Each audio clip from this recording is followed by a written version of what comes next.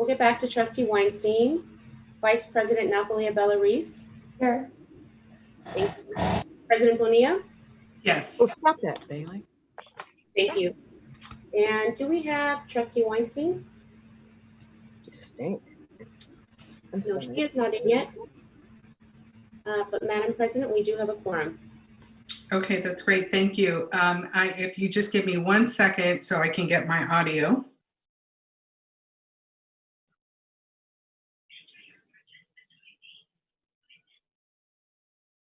Bailey unmuted me.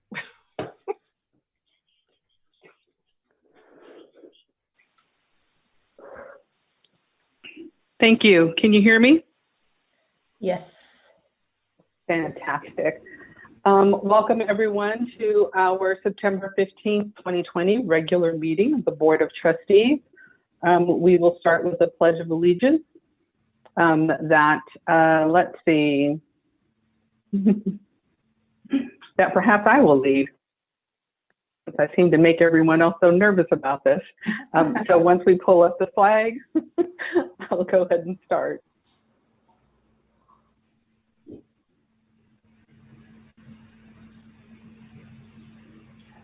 Thank you. I pledge allegiance to the flag of the United States of America, and to the republic for which it stands, one nation, under God, indivisible, with liberty and justice for all.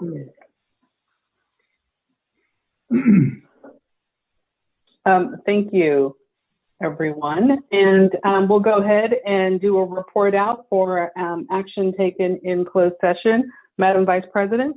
Yes, Madam President. At tonight's closed session, the board voted for the following closed session actions. Ratification of the Chancellor's appointment of Lilia Selhay as Acting Vice President of Instruction, College of Alameda, at $155,638 annually, effective August 20, 2020, until the Vice President of Instruction, who is currently serving as the Acting College President, returns to his permanent position. Motion by Trustee Withrow, second by Weinstein, ayes 6 and 1 absent, UN. The second ratification is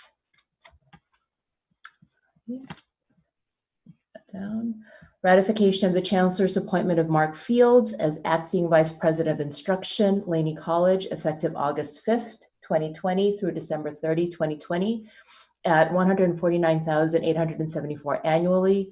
Motion by Withrow, second by Weinstein, ayes 6, 1 absent, UN.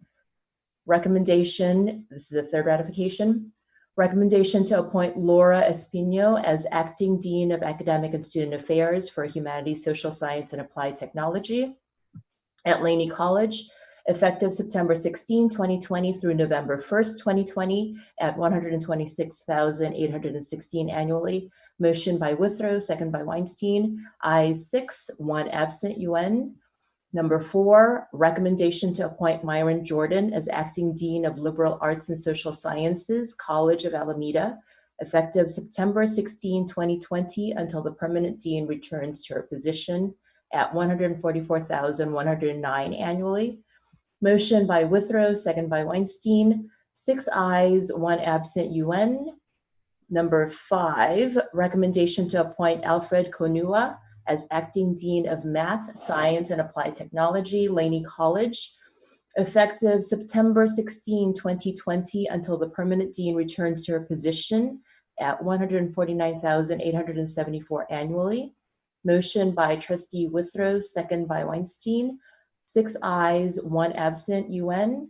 Number 6, the very last one, ratification of the Chancellor's approval to extend the appointment of Royal Roberts as Risk and Safety Programs Manager effective July 1st, 2020 through June 30, 2023 at $126,816 annually.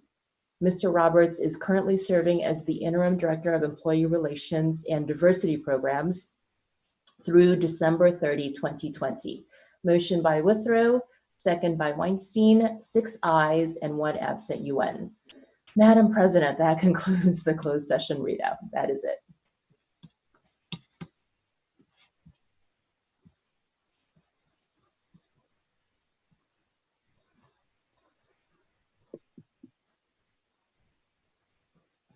All yours. Madam President, you're muted. Sorry about that. Thank you, Madam Vice President, for that report out. We'll move to item 2.5, approval of the agenda. May I have a motion, please? So moved. A second? Second. Thank you. Roll call, please. Thank you. Trustee Withrow? Aye. Thank you. Trustee Brown? Aye. Trustee Handy? Yes. Trustee Weinstein? Yes. Vice President Napolia Bellarice? Yes. Thank you. And President Bonilla? Yes. Thank you. Motion carries. Thank you. Item 2.6, approval of the minutes. May I have a motion, please? So moved. A second? Second. Thank you. Roll call, please. Trustee Withrow? Yes. Trustee Brown? Yes. Trustee Handy? Yes. Trustee Weinstein? Yes. Vice President Napolia Bellarice? Yes. And President Bonilla? Yes. Thank you. Motion carries. Thank you. We'll move on to item 2.7, associated student government reports. We have one speaker, Liam Zhu from BCC.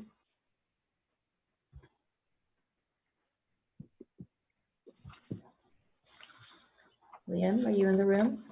Yes, I am. Are you able to hear me? Yes, we can. All right. Thank you.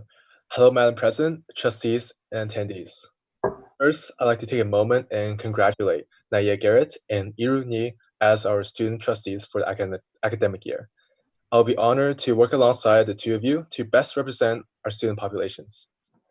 While I'm sure it hasn't been ideal for everyone to adjust to our current environment, the associate students here at Berkeley City College has been working since the beginning of August to make the transition easier on our enrolled students. So one of the very first things that we did was Welcome Week, which on Monday, we welcomed back our students for the new semester and answer various questions regarding the transition to online instruction.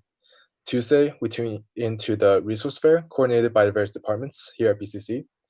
Wednesday, we participated in Community Circle, where discussions were held on the topics of racial injustice and pandemic relief. Thursday, we hosted an open mic, as well as a small-scale alumni advice panel. And Friday, we prepared a resources and information Kahoot, as well as movie night.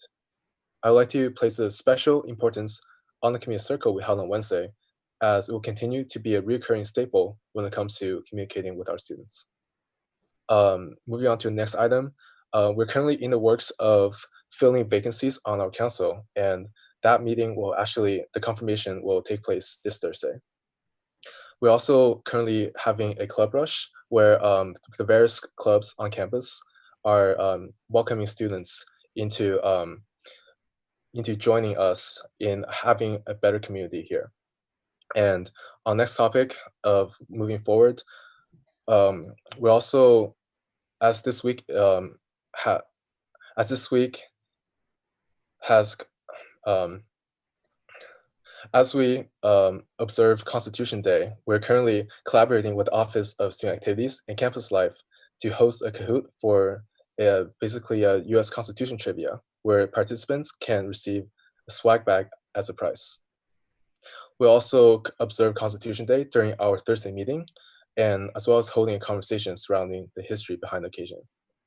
And throughout the week, we'll encourage our students' body to consider the importance of their individual votes. And to that extent, we're currently also planning recurring voter registration and education events all the way up to November. And moving on for food pantry, as representatives for the entire student body, we really want to make sure that even through these trying times, our students are well sustained so that they can focus on getting the most out of their education. So moving forward, we'll gradually introduce more student leadership into these food pantry programs. And all in all, if there's one overarching goal we have for this semester, will be to ensure that our students are not only retaining, but actively experiencing a sense of community throughout their time studying here at BCC.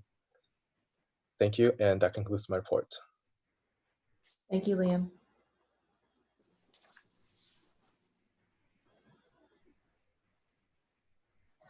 Madam President, there are no other associated student government reports. Thank you. Thank you for that report. And Madam Clerk, can you repeat the two student newly elected trustees? I'd really like to acknowledge and hear their names. I know they haven't been sworn in yet. Right. Just give me one moment to get the names. I'm sorry.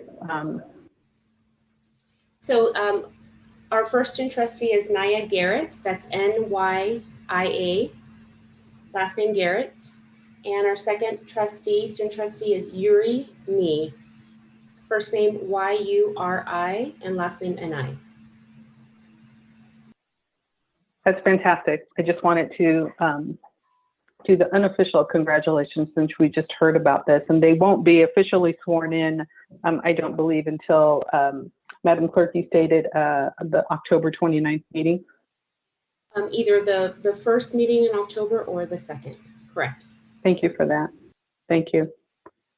President Besikoff? Yes, I believe the student body president from Laney College is available to give a report. Thank you. Great.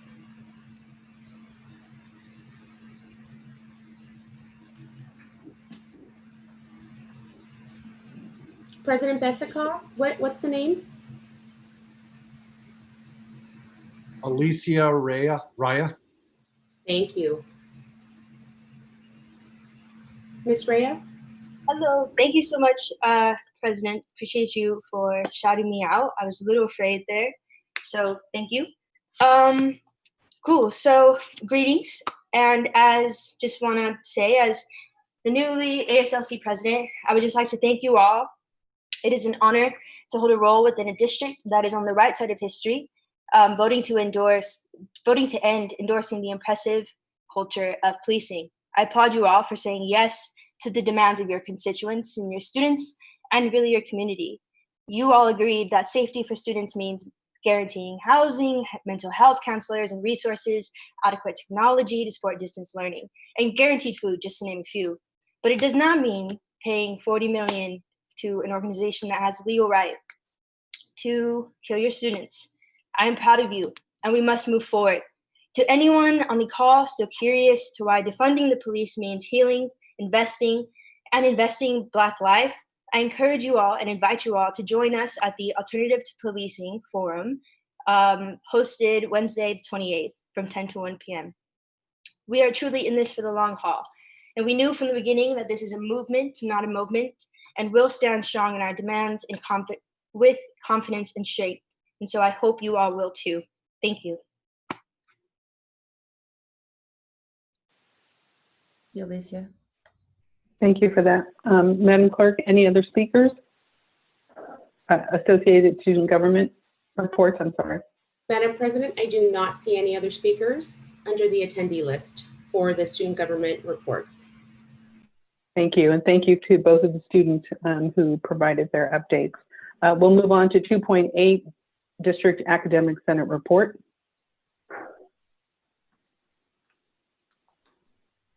We have Donald Moore.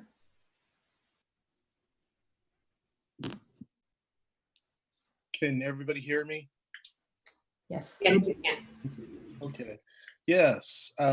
We're excited. I think we're in our 4th week of school, of colleges starting.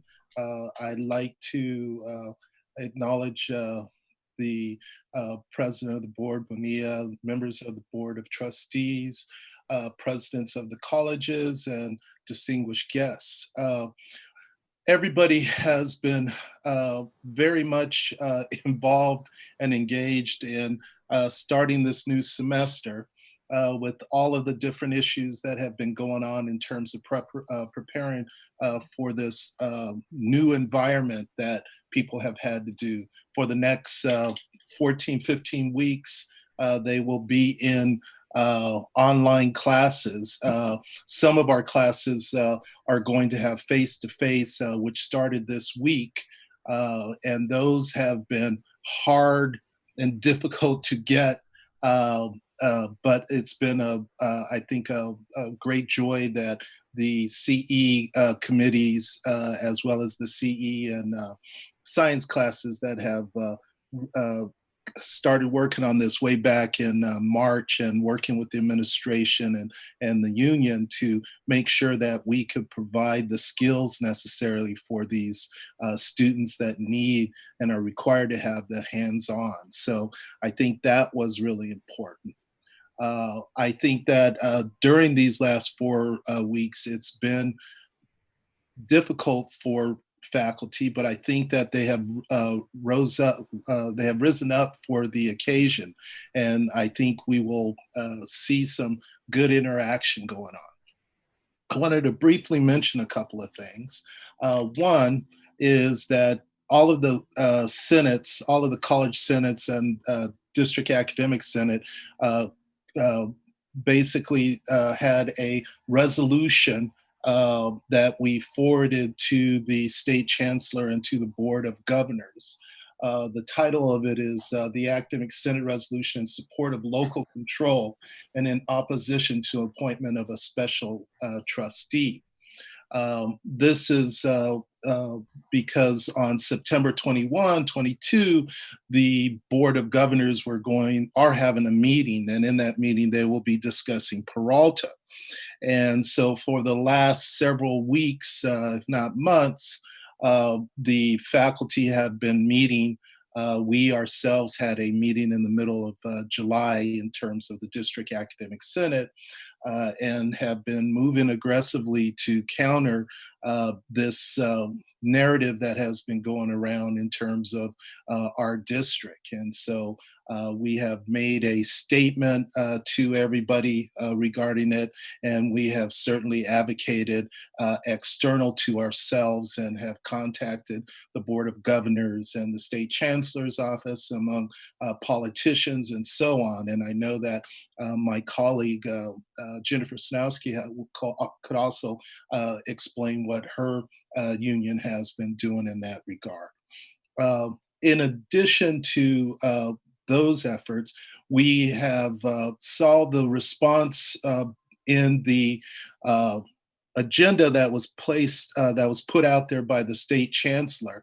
In that agenda, he outlines in detail what he wants to see done at Peralta for him to see whether or not he will impose either a special trustee and or monitors in the January meeting of the Board of Governors.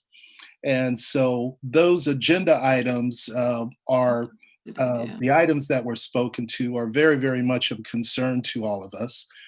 Most notably, he's looking to see what ultimately our college's letter or report to ACCJC is, and whether or not that gets the okay from that commission to Peralta.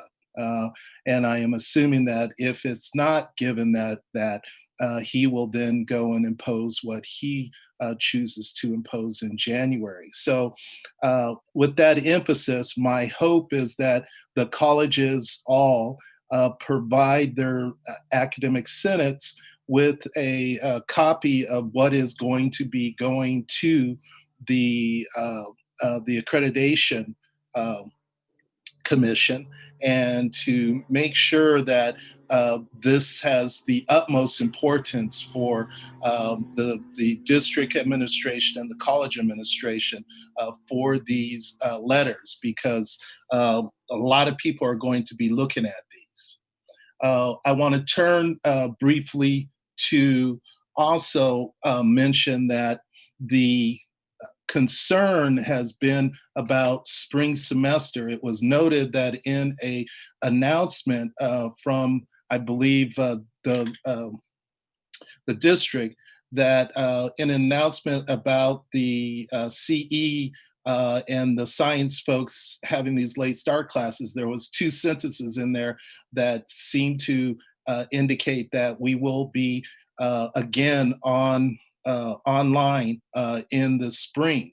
But nothing definitive has been written extensively or communicated extensively to all of us, because we would like to have some discussions about the types of classes that might need to have some hands-on ones that are broader than the ones that have currently have started late start classes. So I would hope that we have that discussion going forward.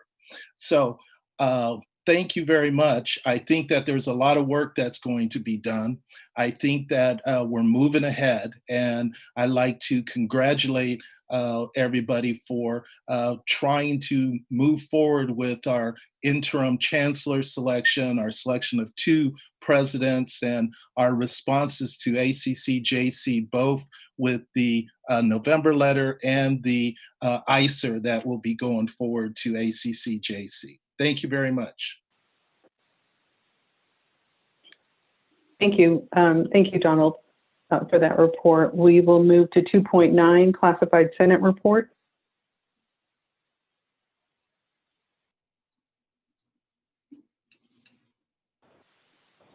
You have Terrence Fisher. Good evening. Can everyone hear me? Yes, we can. Okay. Good evening, President Bonilla, members of the Board of Trustees, Chancellor Walters, presidents, and guests. At this early stage in the semester, we only have one Classified Senate campus report. This report is from the Berkeley City College Classified Senate. The Berkeley City College Classified Senate's previous meeting was on the August Flex Day. The Senate discussed ways in which classified staff can be supported with professional development and how staff can have access to professional development funding. We understand that there are some new developments in that area, and we look forward to the updates and the opportunities. Secondly, the classified staff is concerned about return to work and would like more details on how that will look for classified staff and what considerations and accommodations will be made for staff that are vulnerable. At today's Senate meeting, the college president joined, the Berkeley City College president joined the meeting to present on equity, and Vice President Cooney Hay provided an ICER update and the ACCJC site visit. The Classified Senate also took the time to begin discussion of the State Chancellor's Office appointing a special trustee to determine their stance on this matter. The Berkeley City College Classified Senate's next meeting will be on October 20th. That is the end of the campus reports. Thank you very much for your attention and support of the Peralta Classified Senate. Thank you for that, Terrence Fisher.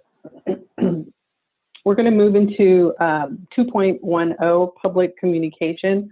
If I can get confirmation on the number of speakers we have, confirmed speakers for this item for public communication. I believe we have 32. Any more, Brenda? Actually, we have one more, so we do have that total to 33. Okay. We have 30. Okay, so we have 33 speakers. Let me just go ahead and state that normally, and this has been a point of contention for the board because we have not been adhering to our maximum 15 minutes that are dedicated for public speaking. But we also want to make sure that all speakers who signed up to speak are honored and given some time to speak. So we'll make an accommodation and allow all 33 speakers and allow 1 minute for speaking. Thank you, Madam Vice President. Okay. Our first let's start with the first 3 speakers. We have Robert Crowley, John Beam, and Lawrence Van Hook. In that order, please. And Madam Vice President, if I can just move up our students. Oh, yes, absolutely. So what we'll do is before that, we'll start off with Rebecca Ruiz first, followed by Alicia Rea, and then we'll go down the line. Thank you. Rebecca? Hi, I'm Rebecca Reese. I'm a former Laney student. I don't attend Laney right now, but I just wanted to congratulate the board for voting the sheriff out of Peralta colleges, and just give credit to the students that were involved in that organizing. As an Oakland resident, as a former Peralta college student, it's really crucial that we center student and community-led safety plans and keep anything that resembles policing of Peralta college students out of future endeavors. Thank you so much. Thank you, Rebecca. Alicia?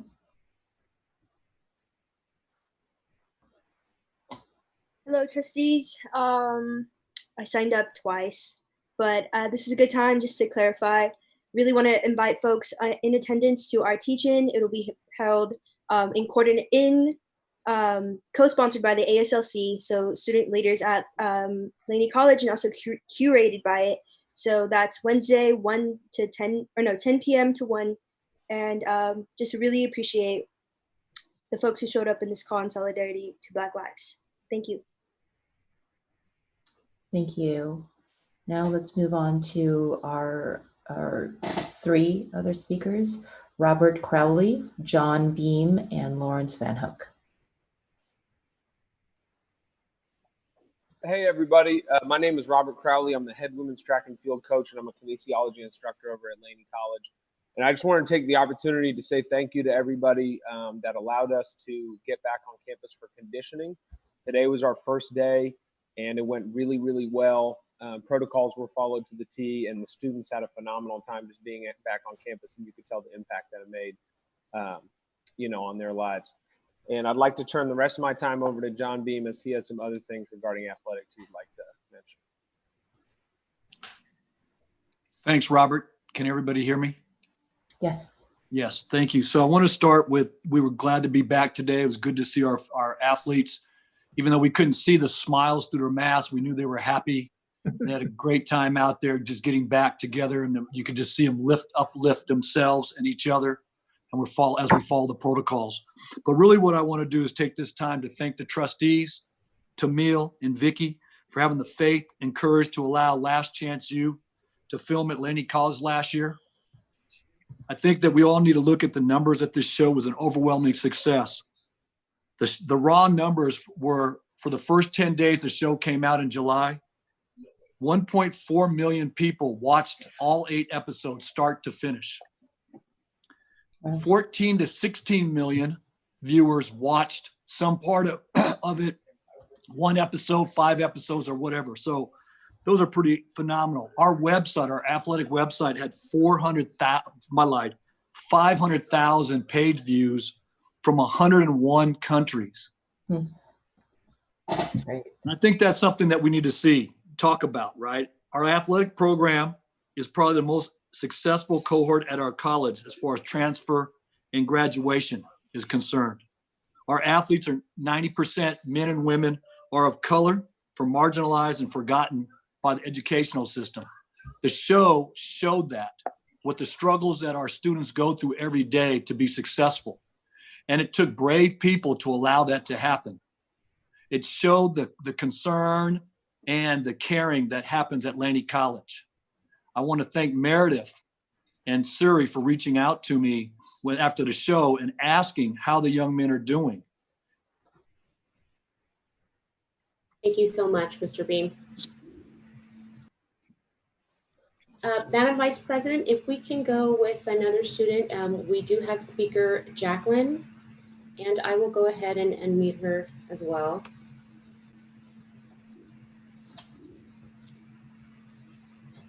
Hi, can you hear me? Yes, we can. All right. Good evening, Chancellor Walter, President Bonilla, and the board. My name is Jacqueline Opalak, and I'm the editor-in-chief of The Citizen, which is Peralta's student-run online news platform. And I'm speaking today to introduce myself and share some exciting news about our newsroom, which is that we have a record enrollment this semester of 25 students. And if you're interested in learning about our staff, I encourage you to visit the About page on our website, where you'll find short bios about each of our reporters. We have a lot of plans this semester. Next Wednesday, September 23rd, the Citizen will be hosting a Zoom forum for the 5 candidates running for board seats at Peralta. and we'd like to invite the public to join us. An announcement with more details will be out tomorrow. We're really excited about covering news from all 4 campuses and the district this semester. We've started our first news cycle, and the energy and curiosity in our staff is really exciting. Our mission at the Citizen is to amplify the student voice, hold the powerful accountable, and do our best to represent this diverse community. And based on our first couple weeks, I think we'll be successful in achieving those goals. I think it's really important for me to say that the success of the journalism program and the fact that it's growing is very much thanks to our incredible advisor, Eleni Gastis. She dedicates hours to every student to help us find success as both students and as journalists. We're really excited to working with Peralta this semester. Thank you so much for your time. Thank you. Next speaker is Speaker Lawrence Van Hook. You are unmuted. Thank you so much to the trustees, to the chancellor, to the presidents, and to the official staff of Peralta. I just wanted to chime in today to say, first of all, again, welcome back to another phenomenal year. Every now and then, in the midst of all of the pushing and shoving that we do to try to make things happen, we want to make sure that our students are at the center of our epicenter. And I'm definitely concerned about those students that are marginalized from the emoji communities that definitely need the extra help, that we're really trying to work hard to make sure that they get the extra tutelage and help, whether it be online or not. And because it is just so important, as president of the African American Association in Affairs, definitely we are interested in making sure that we meet the needs. And I want to take this time, and I will actually ask Paul as a whole to do something official, but I want to take this last few minutes to say thank you to all of you, but a special thanks to Dr. Siri Brown for the work that she has constantly done. And I know she probably got a face that's saying, oh, Lawrence, there he goes again. But the work that she's doing and the behind the scenes work that she's doing to try to lift up the students and to make sure that— Wrap up, please. Thank you. Okay. Time is up. Thank you. So I just want to say thank you to Dr. Brown, and we will come with a formal thank you and an apology for the work that she's doing. Thank you all so much, and have a phenomenal day. Thank you.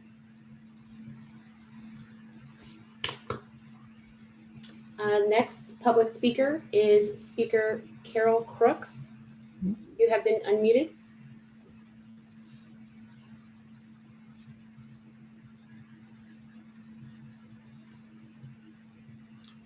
Carol Crooks.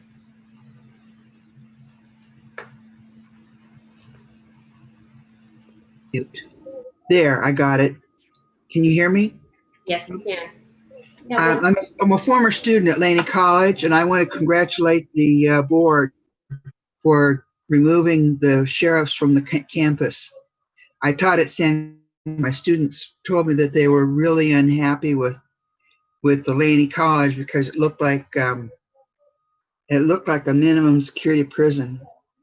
And I encourage them to look at it when they parole, because it's a very good school. And I think a lot of what made it feel like a prison was having cops on campus. I think it's a good thing that they're gone. Thank you.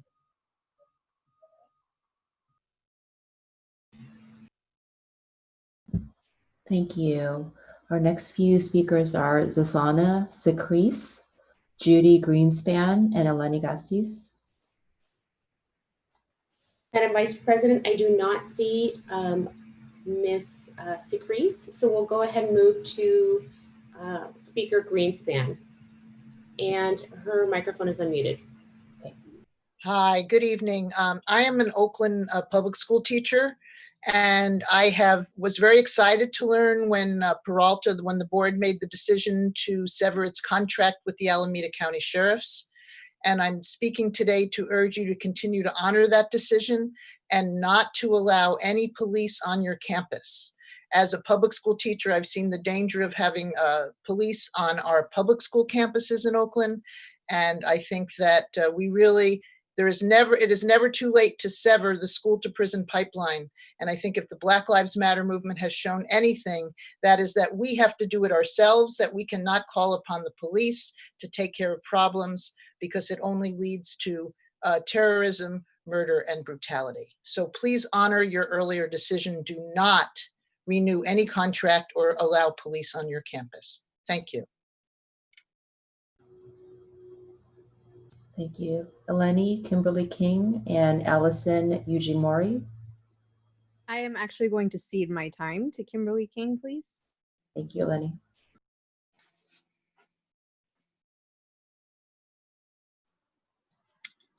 Are you ready for me? Yes, we are. Okay, hi, I'm Kimberly King, instructor in psychology and ethnic studies and co-coordinator of the Umoja Baka Black Student Success community at Laney College. Today, I speak as a member of the Laney Poor People's Campaign and the Black Minds Matter at Peralta group. And we, like the 26 million Americans across the country, responded to the murder of George Floyd and so many other unarmed African Americans by getting involved and doing our part to decrease systemic racism and police violence and intimidation. We worked with students, faculty, staff, and community leaders. We circulated a petition that got over 1,900 signatures, asking that the $4 million contract be terminated with the sheriffs and that the sheriffs be replaced with a community-oriented, unarmed safety plan. We believe in safety and security, and we know the board believes in safety and security. We know that the sheriffs are not needed to keep us safe. For many Black and brown youth, police and sheriffs make us feel unsafe. A college campus is no place for armed sheriffs. Over 30 people testified in favor of terminating the sheriff's contract that day. About 7 testified against. As I mentioned, over 1,900 people have signed the petition. In addition, you received a letter signed by several prominent community organizations, including the Ella Baker Center, Oakland Rising, and the Anti-Police Terror Project. I just really want to thank, and we want to thank the Board of Trustees for voting unanimously to uphold the proud history of racial and social justice in the Peralta District, the birthplace of the Black Panther Party. We want to thank Chancellor Stanbeck Stroud for working with the board, as well as the community, faculty, staff, and student leaders on this too. Peralta should be proud that we were the first on June 23rd in Oakland to vote to remove armed law enforcement, but we are part of a defund movement. The Oakland School Board voted to defund the police on June 24th. The San Francisco School Board also voted to defund. If you can wrap up your comments, please, your time is up. Okay, I just want to thank you all, thank the board so much for making that decision, and I agree with the others who have said, please don't reverse it. There's no reason for police right now on our campus anyway, because we have distance learning, but thank you so much for making the right decision. Thank you, bye-bye. Thank you. Thank you, Kimberly. Allison Ujimori, Ben Allen, Adam Chazin Gray. Madam Vice President, I don't see the next few speakers on there, so we'll just move down to Speaker Ina Adele Ray, and her microphone is unmuted. Thank you. Hi, this is Ina Del Rey. I'm a Berkeley City College part-time faculty, and I was one of the faculty, and I'm part of the group of students and faculty and staff who helped create the petition from Black Lives Matter at Peralta that urged the termination of AXO contract. I wanted to thank you again for hearing the voices of our community who wished for a safer, healthier Peralta with the removal of AXO. I also wanted to add that the petition, as Kimberly said, has reached almost 2,000 signatories. I think we delivered it to you at around 1,000, and now it's doubled. And the movement continues as PDs have been removed from OUSD and SF schools. We were the leader in that. We were the first ones. I hope you can remember some of the stories that were shared to you by students whose lives will be impacted and continue to be impacted in a better way by your decision. A lot of people were impacted. We shared those stories. You remember those stories. They were very moving, of people who were unsafe because of AXO, and now you've made them safer, and we will continue to educate our community about safety. And so I want to remind everybody about Reimagine Public Safety event, the community, the teach-in at Laney to invest in students. It's on 9/23. A few people have mentioned it. So if people don't understand what public safety is, Reimagine Public Safety at Laney College Teach-In for People's Campaign is going to be discussing that about our community. That's, I want to say thank you again for all your support for our community. Thank you. Thank you, Ina. Madam Clerk, do we have Wind Kaufman, Edward Upton, and Michael Eisensker? Yes, we do. We have Wind next, and his microphone is unmuted. Okay, can you hear me? Yes. Okay, great, thank you. Yeah, I'm Wind Kaufman. I actually teach at City College of San Francisco. I live in the East Bay. My daughter went to Laney College. And I just want to thank you so much for the initial decision to terminate the contract with the Sheriff's Department. It was inspirational and forward thinking, because really in this time, more than ever, it is clear that the current way policing is done does not keep all of us safe. And so I think that we need to really think about who it is we're serving, who is it that feels safe and who doesn't feel safe with the current practices. So I really want to support the previous speaker that talked about reimagining public safety. And thank you for your vision to change the way things are now, because they have to change in order to make everybody, Black and brown people and everybody, feel safe. Thank you. Thank you, Wind. Edward Upton.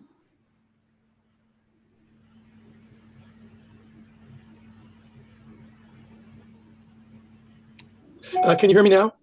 Yes. Yes. So I'm Edward Upton. I've lived in Alameda County and paid taxes here since 1963. And for almost all of those years, I've been employed in higher education institutions. And I'm at present the vice chair and until recently the chairperson of the board of directors of 2 charter schools in East Oakland. I urge you not to divert our tax money to rent armed guards from the sheriff. The excessive cost of deputy sheriffs eats into the funds you can spend on educating our students. But more important and beyond the costs issue, it would be a slap in the face to your faculty and students to engage with an institution headed by an opponent of the proposition that Black lives do matter. I would compare your situation to that of the 2 charter schools where I'm a member of the board of directors. Thank you, Mr. Upton. Your time is up. Ask again, please. Your time is up. If you can just wrap up your comments. I can't hear you. A little louder, please. Your time is up. If you can wrap up your comments. Yes, 30 more seconds, please. I wouldn't even consider renting security guards from an organization headed by an individual, the sheriff, for whom Black lives seem to matter. Not at all. It would demoralize our students and our teachers. Thank you. Michael Eisensker, Paul Bullock, Ismail Armendariz. Oh, Ismail.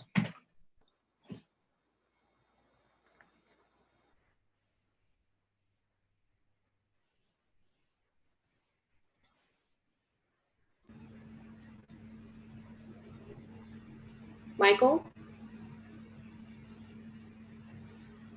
Michael Eisensker? We'll come back. The next speaker is Paul Bullock. Your mic has been unmuted.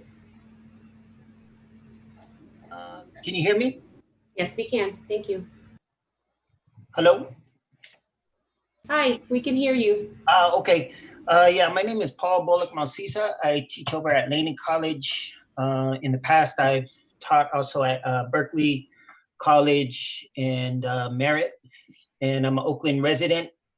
And I'm here to encourage the district to continue to follow through with the plan to defund and remove the Alameda Sheriff from the Peralta campuses and invest in an alternative community-led safety plan. This is a growing demand made by students, faculty, and the surrounding community. And the board responded affirmatively to this a couple months ago. I'm here advocating on behalf of the Laney community, especially those students who have been questioned and harassed by the Alameda Sheriff's Department on Peralta campuses over the years. We need to envision and work towards safe campuses for everyone, not just safety for a few at the expense of others. This can only happen without the presence of armed police. And so we are encouraging faculty, students, and the surrounding community to join and contribute to the work that has already begun in building a community-led safety plan on our campuses that, again, does not include armed police. Thank you so much. Can you hear me now? My name is Michael Eisenschur, President Bonilla, Chancellor, and members of the board. Thank you for accepting my comments, which I posted earlier in the chat. I will repost them for the record after I finish. I speak as a 20-year resident of Oakland, former 6-year instructor in labor studies at Laney College, and an anti-racist and social justice advocate. I congratulate your decision to terminate the contract for the sheriffs on campuses. Institutions of higher learning should provide environments conducive to learning. Armed sheriffs wandering the campus are not conducive to learning. Regardless of the attitude of individual officers, police bring with them institutional patterns of racism, cultural bias, and social stereotypes that are intimidating to many students of color, LGBTQ, and others who suffer the consequences of societal bigotry, bias, and stereotyping. There is no record of crime on campus that justifies the permanent presence of armed police. Thank you so much. Next speaker is Ismail Armendariz. I'll go ahead and unmute you.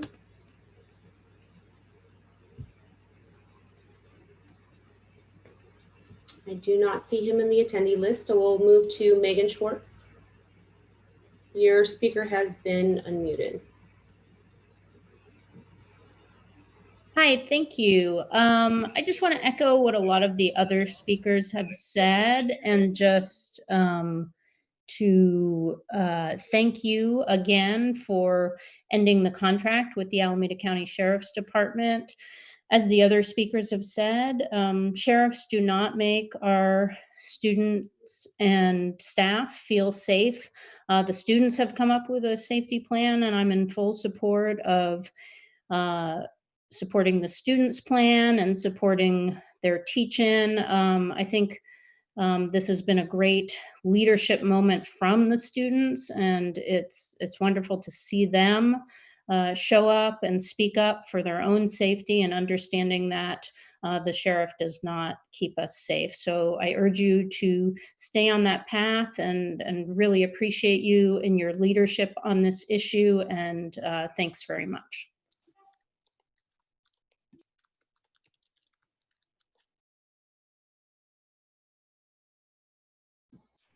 Thank you. And we have Alicia Caballero Christensen, Leilani Brown, and John Lindsay Poland. Hello, can you hear me? Yes. Hi, good evening. My name is Alicia Caballero Christensen, and I'm a faculty in the Department of Ethnic Studies and Mexican Latin American Studies at Laney College. I deeply, from the bottom of my heart, want to applaud the board for terminating the Alameda County Sheriff's contract. As mentioned in another board meeting, my brother died under the custody and supervision of the Los Angeles County Sheriff's Department 8 years ago.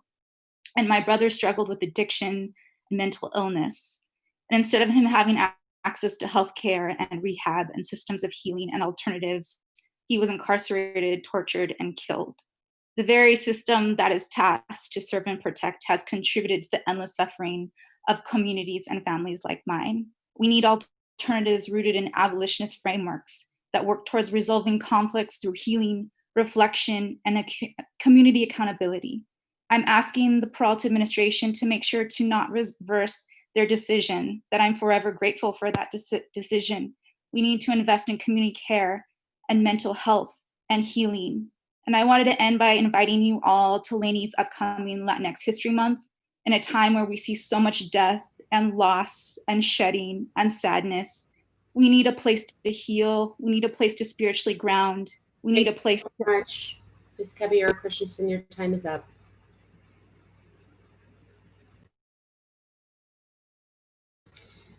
I do not see, Madam Vice President, I do not see Speaker Leilani Brown in the attendee list. So we'll move to John Lindsay Poland, and his microphone has been unmuted.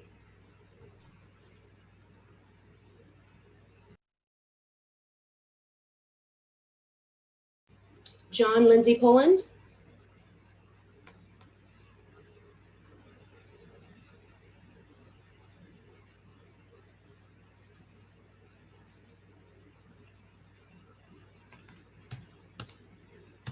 Madam Vice President, we'll move on to the next speaker. We have Keelan Thomas, Jane Lovechild, Claudia Leung.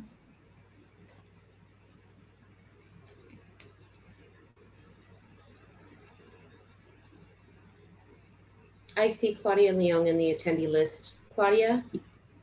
Hi there, my name is Claudia Leung, and I am a member of Asians for Black Lives. I'm also an Oakland resident and live less than 10 blocks away from Laney College.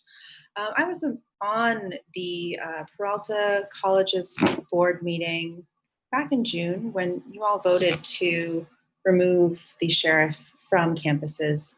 And I want to commend you for that vote, and also to say that I am discouraged hearing that the sheriff has been making moves to attempt to change that. As you've heard from the many testimonies that have already been given tonight, this is not something that the community colleges need. It is not something that the communities and neighborhoods around the Peralta community colleges need. Policing is ultimately something that we as a community have found to be violent and unethical. I hope that you all continue to hold up your decision that you made back in June. Listen to the community members and the students and the faculty that are voicing their concerns about community safety and what it truly takes to ensure a safe campus, and continue to uphold the decision that you've made. Thank you so much. Thank you, Claudia. We have Lichen Weinstein, Judith Stacy, Paul Anthony Levine. Madam Vice President, we'll go back to John and see if he is available for his public comment. John Lindsay Poland.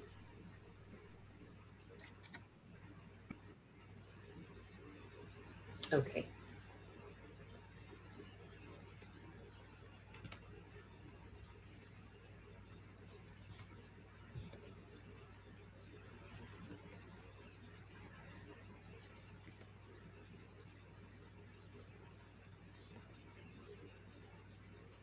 And the next speaker I see in the queue that's on the attendee list is Lauren Jelks. Hi, can y'all hear me? Yes. Oh, yes. Okay, cool. Thank you so much. I just wanted to thank you all for making the decision to cut your contract with the sheriff's office. I used to attend Laney before transferring, and Laney has a very sweet spot in my heart. Go Eagles. And so I would just urge you all to keep on with that choice, as so many other people have echoed. There's so many reasons that all of our student safety should go above this kind of performative idea that police make us safer. And so please continue on with that. And thank you so much. And thank you to all the other speakers as well. Y'all rock. So thanks. Thank you, Lauren. Is there a kid in the room? I do not see that speaker in the room, and I do not see anyone else on our list. But if there's anyone else that I missed, if you can please raise your hand. If not, that is the end of our public comment. I do see someone's hand raised, and that is Speaker Caroline Bridgeford. You have been unmuted. Hi, thank you so much. My name is Caroline Bridgeford. I am an Oakland resident, and I've taken a few Laney College community courses over the years. And I just wanted to urge you all to uphold your commitment to keep the sheriffs off campus and advise us really to work together and define what community safety means and make a campus that feels safe for everyone. So thank you to all the previous speakers, and please uphold your commitment.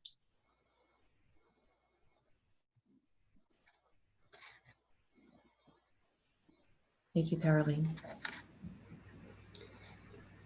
Madam Vice President, I do not see any other speakers.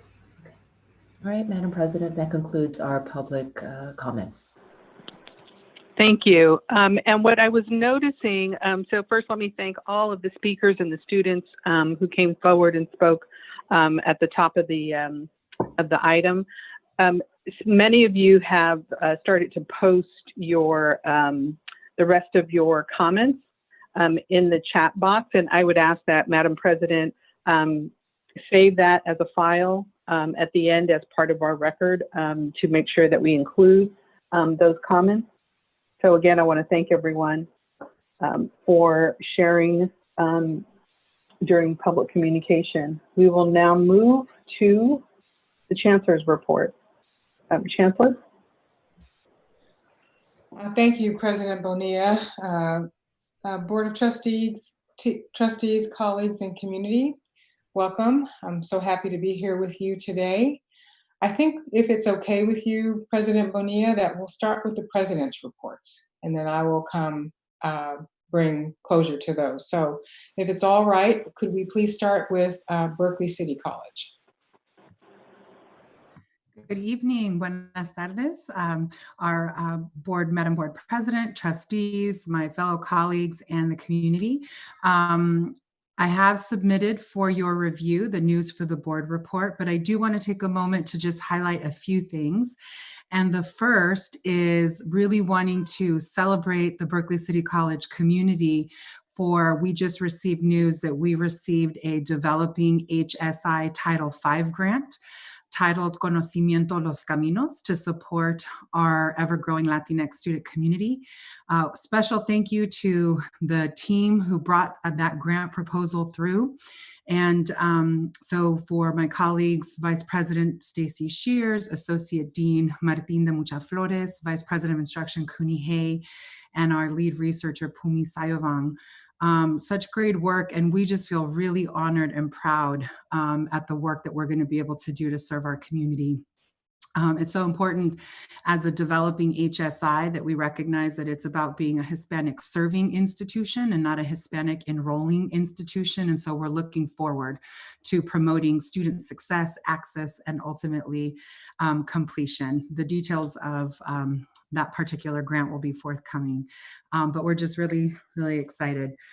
The second thing that I'd like to just share and highlight is that we had a phenomenal accreditation day last week, and the work around the college and the energy to continue to complete and finalize our institutional self-evaluation report has just been a many-handed effort.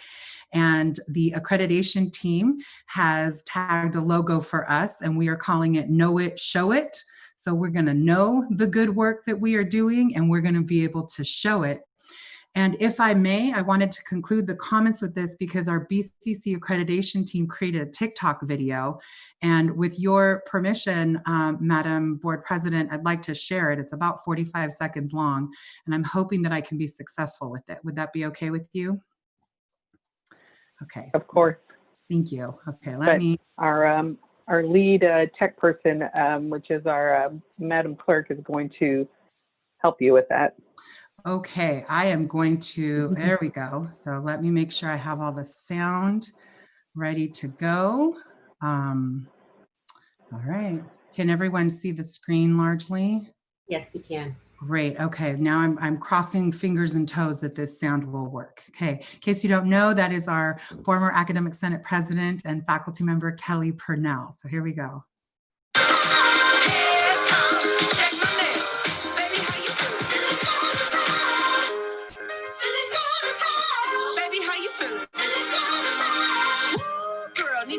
Shoes, gotta take a deep breath, time to focus on you.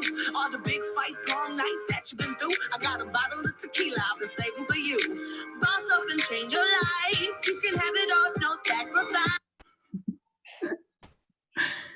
Thank you for indulging me with that. We had so much fun with that because we're just committed to saying that we love accreditation.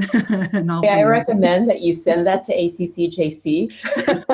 Yeah, yes, we can definitely work on that. And I really want to thank our public information officer, Dr. Felicia Bridges, who pulled together, everyone was in a remote environment and sending in their respective video clips. So it was a fun way to really kick off the energy of what it is to tell our story. And we have done a lot of work.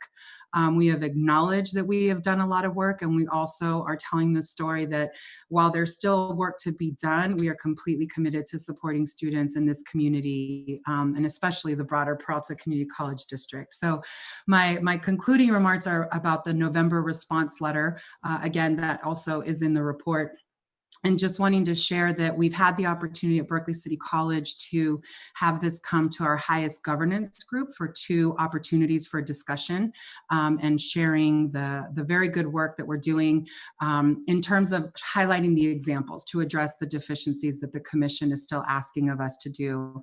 And I am very grateful to my fellow president colleagues and vice chancellors and our acting chancellor, because it has been a team lift to really be responsive to meet those November reports. So with that, Madam President, that concludes my report for Berkeley City College. Thank you.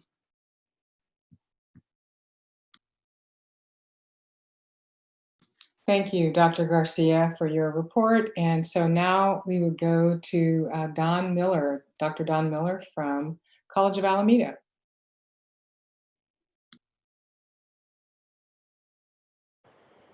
Dr. Miller, unmute. Yep. Yeah, there you go. All set. Good evening, President Bonilla, Chancellor Walter, trustees, and other guests. I see that Dr. Garcia has thrown down the TikTok challenge for the future. We'll work on it. That's great. What a wonderful way to celebrate ICER work. So COA, I turned in my report, but I'll just give a few highlights to the board and the attendees. Like Berkeley City College, we've been working fast and furious on the ICER and the November response letter with great teams of faculty, staff, administrators, and others preparing the ICER, great teams of support people for the November letter. Last week, I was able to host an open forum with some valiant souls that gave feedback on the November letter, asked some really good questions, gave me thoughts and ideas for things to add to our response. So we were excited, or I was, to add those in to the upcoming letter that will be submitted. Just a few highlights of campus right now. We have our library is doing a curbside pickup of library materials, including our Chromebooks, calculators, books, and other reading materials. So it's very exciting. They have a system set up on their website on how students can apply for any of those materials and arrange a day and time to pick them up. And So things are going great so far. We're looking forward also to our certified nursing assistant program opening up in spring, pending approval of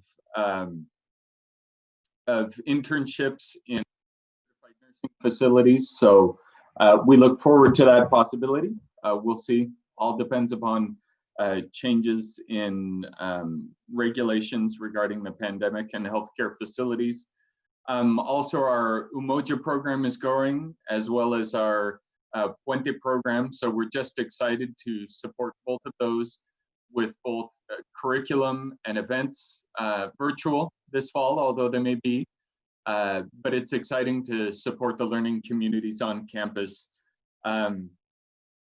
Also, another note, and look forward to a future announcement, but as you may recall, this year, 2020, celebrates the 50th anniversary of the founding of College of Alameda. So we're looking at creating a virtual event and a potential fundraiser for student scholarships. So we'll announce the date in an upcoming meeting.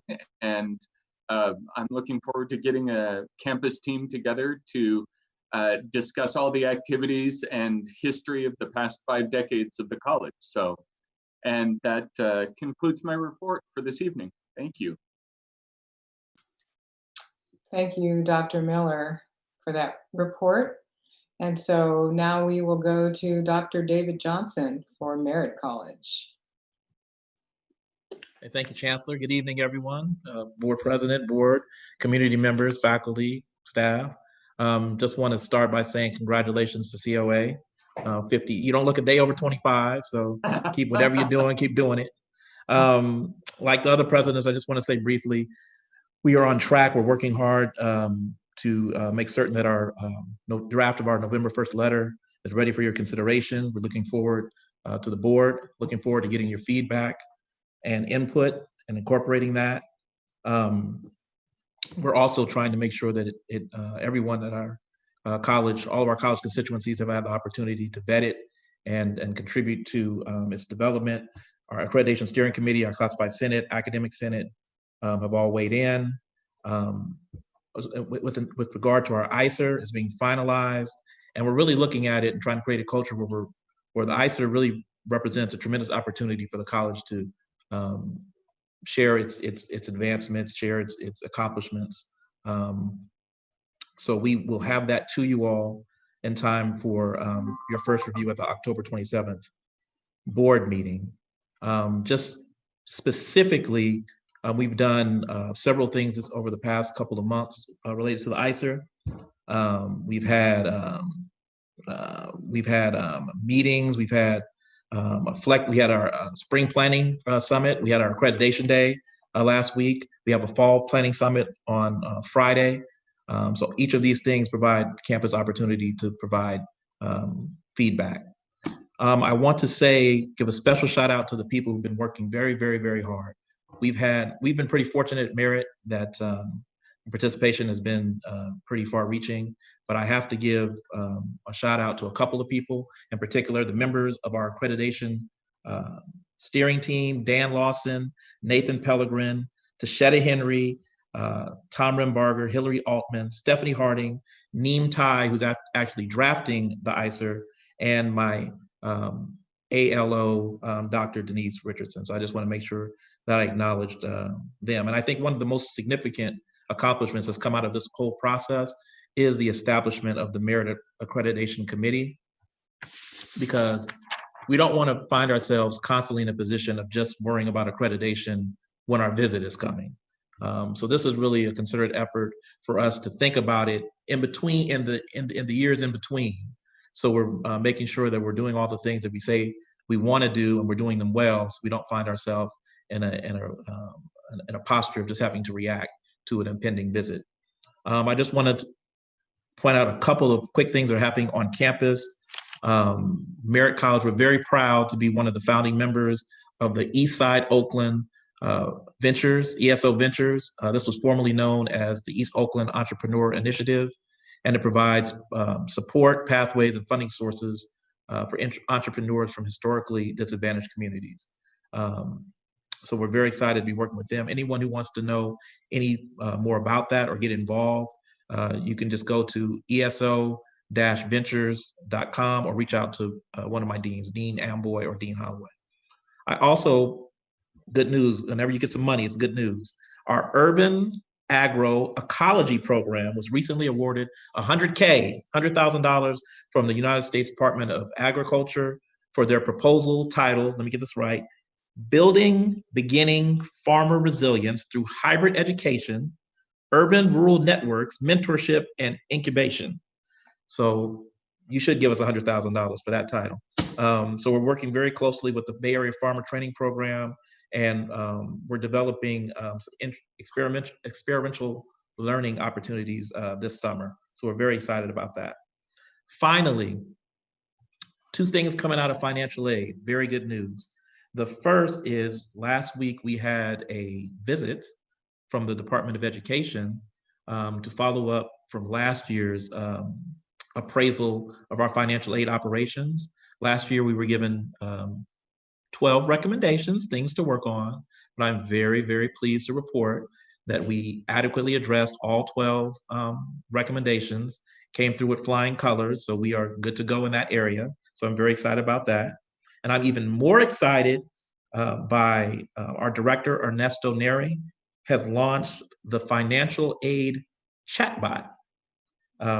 It's nicknamed, I was debating whether I was going to share the nickname. It's nicknamed Fundy, which is short for Thunderbird. That's our mascot up at Merritt. And we've already, that chatbot has already interacted with 1,000 students in the last month. And it responds immediately 24/7, 7 days a week, 365 to students. And it can respond in English, Spanish, Mandarin, and Cantonese. So I thought that was pretty cool. So that concludes Merritt's report. And good seeing you all. It's been a minute. Thank you so much, Dr. Johnson. Yes, Fundy, we'll have to interact. Yeah. Okay, Dr. Besikoff from Laney College. Yes, good evening, Chancellor, members of the board, and fellow educational leaders. Certainly a pleasure to be speaking to you this evening. I actually, on the report that you received from Laney College that was submitted last week, I have to, and this is actually a pleasure, provide you with a correction. Under our weekly meal distribution update, you received the update of our increase to 3 days per week, as I had reported last month. Well, I have to go ahead and correct that because actually earlier this week, our Vice President of Administrative Services, Derek Pinto, informed me that we are now going to 4 days a week with meal distribution. So while I will not get into those 4-digit numbers that you see on the report, I'll just leave you with 2 numbers. 550, the number of meals that will now be distributed each week, or excuse me, per day, 4 days a week, and 450, which is the number of produce boxes that will be distributed each week. Really appreciative to administrative services as well as our food services. And I know I say this every report, but thanks so much to the Eat, Learn, Play Foundation and the World Central Kitchen for the amazing differences you're making to our students at Laney College. Certainly, just to update you all on accreditation, our work on our ICER actually began within our shared governance committees back in fall of 2019, and we are building up, and we've certainly done a lot of work. And tomorrow, I'm so pleased to say that our ICER is actually going for first read at College Council and is going to be vetted to our senates, and then we'll come back for second read in October. And certainly the progress is moving on that. With the need to kind of bring that to a place of finality, our next step also is going to be to begin to update our campus and our senates on our progress with relative to the November response letter. So many folks have been working very hard at Laney College on accreditation, and I can't thank them enough. Although I have to say, Dr. Garcia, my phone has been blowing up about our soundtrack for our TikTok that's coming. So I'll just share that on accreditation. I'm also pleased to report that in August, Laney College completed its work as part of the statewide MAPPER project for guided pathways. Laney's completion of this project is truly noteworthy. Despite joining this 3-year-old initiative only 6 months ago, we are the 9th college out of the 33 participating to finish the project. This work is now featured in our efforts. They're featured nationally.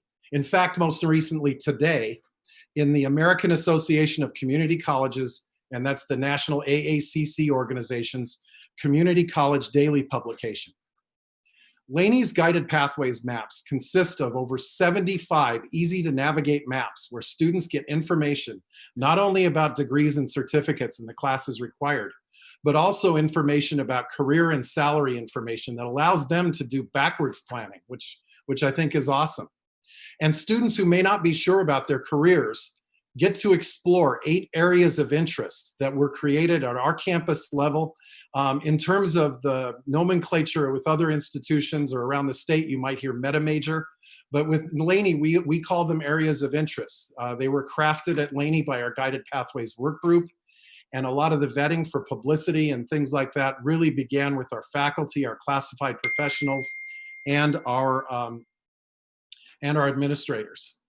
So this is something that's exciting. And why is it exciting? Well, it's a project that is really going to help students. And it's something that, as we've moved forward, has been grounded in data and research. In fact, the members of the Guided Pathways work group surveyed students about the college catalog and asked about that in terms of choosing a major or choosing a career. And a lot of the responses showed that while some students were aware of the catalog, others were not, and still others, in responding to the catalog, actually spoke about the college schedule. So this is something that is really going to help our students identify their paths and to select one as we move forward.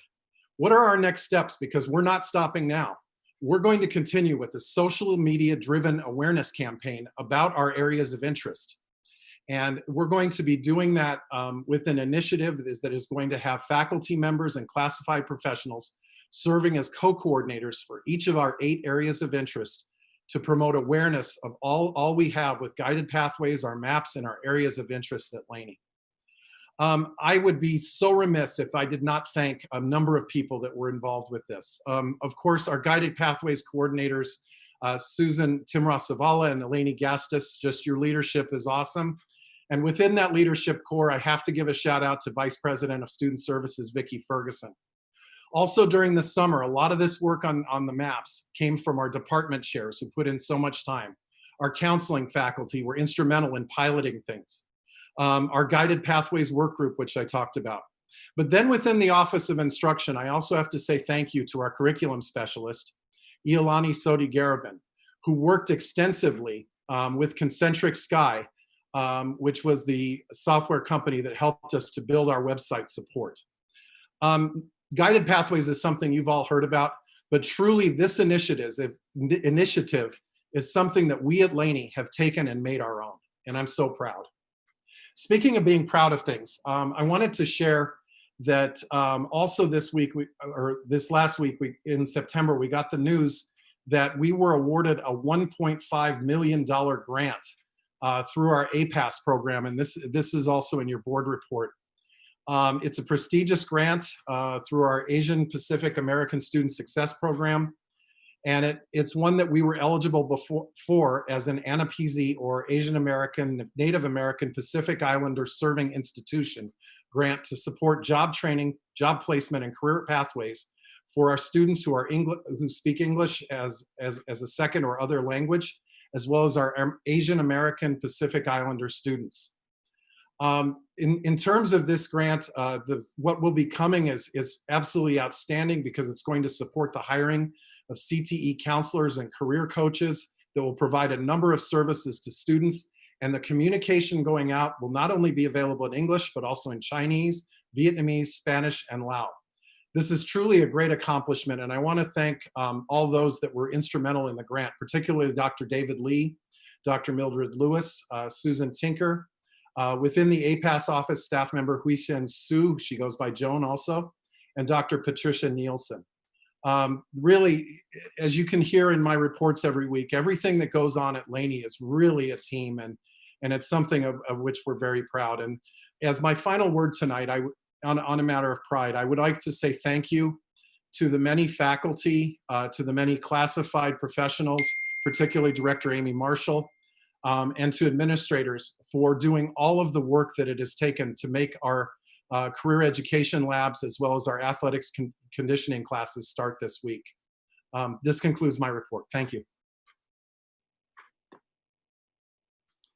Thank you so much, Dr. Besikoff, for that report. And my report is going to be very brief as well. I wanted to make sure that everyone knows that our whole district, if you can't tell by the reports from the presidents, are all aligning around the accreditation process and also institutionalizing the accreditation standards in everything that we do. And so, again, yes, a big thank you, because it is not just one person, but it's every person. When we send out an email asking for information, or we say we want to move this forward for a particular idea or context, we're always situating it with what's the evidence and what is the standard and how are we going to document it. And so for that, I feel like it's a really great forward leap for us. And to that end, we have also brought in community college experts who are very well versed in the ACC-JC processes to help us to review our documents before they are submitted. We want to have expert feedback on what we're doing so that it's very, very, very meticulous and what's going to be submitted. So again, I can't even really express how grateful I am for everyone's effort, but also to express the number of people who have their eyes. And I love that TikTok video because it shows the whole, sleeping with, with the process and at the beach and just, living it day to day. So I want to just make sure I thank everybody for that. Secondly, I want to talk a little bit about the September 14th opening of the CE labs and to share with everyone the decision to move forward with the September 14th lab openings and the athletic conditioning, and that whole process again was a district community oriented lift. I want to thank the faculty and the PFT for their input and what they've provided over time. And what we're really looking at is what we're being told that we can do within the parameters of the COVID-19 pandemic. So for example, we are instructed as a community college district that we can offer CE courses, and there are some particular arrangements that we have to make in order to offer those classes, and we have done that. And faculty are, if they want to opt out, they are certainly welcome to do that, and we will make sure that they are accommodated and there will be no harm, no foul. Students and other employees as well, there are protocols in place that are set based on the authorities' guidelines, that is the State Chancellor's Office, the California Department of Health, the CDC, Alameda County, and so forth, so that we are very clear about what we are to do in the case of a COVID-19 outbreak. We have plans in place to make sure that if we do have to close, we are able to move quickly with those plans and then ensure that everyone has the necessary equipment to sanitize and use protective personal equipment as well. So I just want to emphasize that we are working to be in compliance with our state chancellor and other authorities, as we also honor the good work that the faculty have been doing to prepare these essential workers and these essential groups to go out and meet this COVID-19 pandemic, which is still raging. And the final thing I'll say is there's a new protocol that the Governor Newsom shared or mandated, really, and these are color-coded tiers of infection rates. And so, as you know, or I hope you know, Alameda County is in the purple category, which is the highest rate of infection. And so we are very, very mindful of how that might be impacting us, and we are following those guidelines. The next thing I would like to talk about is, and this will be in response to how we're notifying what we're doing for spring. And it is true that we are anticipating, like many of our sister districts and colleges up and down the state, we are anticipating remaining in an online distance environment with the same sort of protocols for CE courses, and we await the direction from the Athletic Commission to let us know exactly what we are supposed to be doing for our athletic courses and training. So that announcement was included, although maybe we might amplify that in a second announcement going forward. But this is what the colleges and districts up and down the state are doing, and many of them are already even claiming what they're going to be doing for summer. We haven't gotten there yet, but hopefully we'll be able to, make that announcement. So, and finally, in terms of working conditions for our employees, we will be looking for our Human Resources Department to help provide guidance on what those working conditions would be in the spring, and we will be looking for an announcement to come out from that office. And then finally, I just want to mention that our security plan work is going forward. We have been informed that the RFP process has moved. We are going to be looking for some recommendations next week. And I'm very excited to say that we are moving forward with that process. We have our director, Etheria Smith, and many, many other people working with her to ensure that we keep that security plan on track. And so with that, I think that would conclude my report. I'm going to have to take some notes from the college president and see if I can get TikTok videos up here. So thank you, President Bonilla. Thank you, Chancellor Walter. Yes, President Garcia, I think you set the bar here, right, with the TikTok. And so can I just say that you all just breathe right really high. Yes, President Besicov. But can I just say to all the college presidents, you shine when you give these reports. I mean, I can go in and I look and I read, but when I hear you speaking to the what's going on each of your campuses, I mean, it's just amazing. And I've said this to you in the past. One would never know that the campuses were actually shut down, that we were in shelter in place, because the engagement and the excitement for serving students is just at the forefront. And so I applaud the four of you for this just gigantic work that you're doing. So thank you, thank you. We will go ahead and Chancellor, thank you for your report as well, very in-depth. We will, were there any other comments? Usually trustees have a few comments after they've listened to, and I'm so sorry, I have to expand so I can see either hands raised or a lot of people in the queue. But don't worry about interrupting me if anyone has something to say. Otherwise, I'll go on to our first informational item under 3.1, which is the first reading to return to campus planning guide. Chancellor, would you like to share a few comments about the plan? So thank you. Yes, and I would also, if Director Roberts is here, Royal Roberts, we might have him say a few words. But this is the protocols and the guidelines, a draft that we are going to be using moving forward we're calling it our campus reopening plan. And we want to include the aspects of what needs to happen when we do come back to campus as on ground.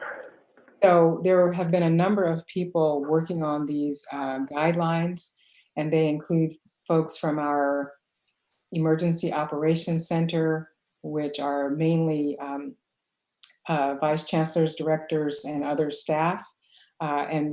This document will be moving forward for revision and for inclusion through a shared governance review. I also understand that there has been a convening of the health and safety and security groups to take a look at this and weigh in. And so it's being presented here for the board only as an information item right now to alert everyone to the fact that we are actively engaged in drafting and finalizing these plans. But with that, I would like to see if Royal Roberts, if you have any comments that you would like to add to this. Thank you. Thank you, Chancellor. Thank you, Board. Basically, there are two different plans. One was the tier model, which is, it's more of a snapshot of the information around returning to campus now and the current atmosphere that we are in with the purple setting, whereas the draft document is more of a comprehensive, robust document that really looks at if we were to get into either the yellow, the orange, or the red and be able to come back, what types of things will we need to have from a holistic standpoint to really make that happen? And without a change in the trajectory of COVID-19, it would be a heavy lift, but that doesn't mean that we do not want to start planning for those things and getting ready for that. So I think other than that, the Chancellor captured that very well. And the next step is really the shared governance piece. Part of that did start last Friday with the presentation of this draft at the Health, Safety, and Security meeting. But by no means is that the end. It was really the beginning of getting this to the collective bargaining agreements, and collective bargaining units, as well as the Peralta community as a whole, so that they could really weigh in. So thank you. Thank you for that. And I'll ask if any of the trustees have any questions. Trustee Withrow.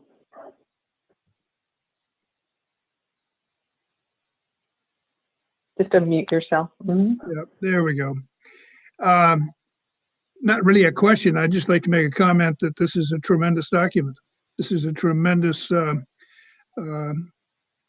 setting a framework and codification of how we should be looking at things and what we should be doing in order to share it throughout the institution.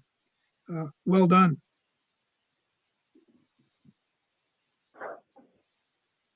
Thank you for that, Trustee Withrow. Any other trustees? And of course, don't hesitate to interrupt me, but I do have a follow-up. So Mr. Royal Roberts, thank you so much for taking the lead on producing this document. And I'm also wondering, are there plans, and I may have missed it in here, to have visuals, and maybe the visuals are already there, which is either signage, and I'll share with the Chancellor. Early on, the City of Oakland, in its Economic Recovery Advisory Council, that it put together similarly for what it is that you're doing for the back to work, back to school, for students back into the environment, and especially for small businesses and businesses throughout the city. There were signage that were put up, very colorful, very animated, around just kind of the do's and don'ts. And I'm wondering if the campus, if you're considering that type of signage to be posted throughout the campus, all 4 college campuses, as well as the district. Absolutely, and that is part of what why this is still in draft format is because we are continuing to gather information, in addition to the fact that with COVID, we do get new announcements, not quite as often as we did earlier. Now they're more like bi-weekly, whereas before they were weekly. But there is some information in there around like floor signage and the flow. But I think that what you're talking about is more prominent. And I do think that that is something that should be added into the plan as well. So I definitely appreciate that suggestion. And I also want to mention Dr. Mia Kelly and Diane Harrison, who also played a very extensive role in helping with the documents as well. Most definitely. Thank you. Thank you for this good work. And we look forward to the next iterations of this. Trustee Reese? Again, as a thank you for the specificity of this, because this is what we've been waiting for in a way, and it's really great to be able to see the document as precise and as methodical as this. My question is that, you have here under expectations, consider using physical barriers, but I'm wondering both in terms of the classes that are currently being held, or even in offices where you have several different individuals working, and I know that you've got rotating shifts, is there more talk or more implementation about actual physical barriers that could be and maybe should be utilized? I know it says consider, so I think that gave me pause, because it's we'll think about it, but not sure. Thank you. Thank you for the question, Trustee Reese. There are a few different components regarding that. One, we look at those plastic barriers that you see kind of at the, different retail operations and different things like that in basically face-to-face areas. The other barriers that we also talk about is just a full-on reconfiguration of workspaces. And that would mean moving cubicles around and different things like that. And then finally, there would be a full-on, needing to move walls. And so I think that what you're probably picking up on there is basically the need to delineate what we're talking about when we're saying physical barriers, because they really fall into several different categories depending on the workspace. So I think that is duly noted, and we do need to first. It's gonna be a walkthrough of all the different locations, and really place by place having someone do that work to walk through there. But you're exactly right. You're exactly right. And can I also just say that it's wonderful to hear that this draft is just the beginning of the conversation, and that it's going to go through much feedback and much iteration to get to that point where it's workable and good for all. Thank you. Absolutely. Thank you. And I have Trustee Brown. Yes, thank you. And thank you for the report and the effort that's gone into the protocol guidelines. I have a question regarding the screening, regarding the attestation of whether there has been exposure to COVID and whether someone tested positive. Is there a process that or if you could walk me through how that's actually going to be implemented? What are the components of that screening process? So currently, if we're talking about the pre-screening, there's kind of the gold standard, which is the taking temperatures on campus. That hasn't been as implemented as widespread. It's more of a right now paper screening, and in some cases the temperature screening. However, if you're referring to if someone actually either is exposed to COVID-19 or has it, which one of those different scenarios? Well, the screening on page 7 of 18, the screening that's involved in the section related to, let's see, let me just scroll up a little bit. It's related to the section, page 7, screening, because as I understand it, community colleges are doing their own screening, their own contact screening. It's kind of a word of mouth. If somebody finds out they have COVID or feels they may have been exposed, then they talk to somebody at their college. Maybe they talk to the HR person who does informal contact screening. I'm wondering if we have a process or if we're following that sort of informal process, or if we have come up with something that's a little more, I guess, structured. Thank you. If that would be in that tier one document, there is a process. There's a process for both students and there's a process for employees. The students process goes through the Roots Clinic, whereas the employee process goes through HR. We don't at this time respond to what we call kind of the not the person didn't test positive, but they may have been in contact with someone else who tested positive, because we found early on that was just too difficult given the breadth of our community. What we focus on is when there is a confirmed case of COVID-19 and doing the contact tracing with that individual of who they were in contact with and having those individuals contacted immediately. Unfortunately, we've had a few cases within the district where we've actually had to put those things into play. And we found that we were extremely responsive. The presidents were able to send out notice to the campuses. And ultimately, it's about not keeping it secret other than the things that have to be confidential in the way of the individual who tests positive, respecting their confidentiality.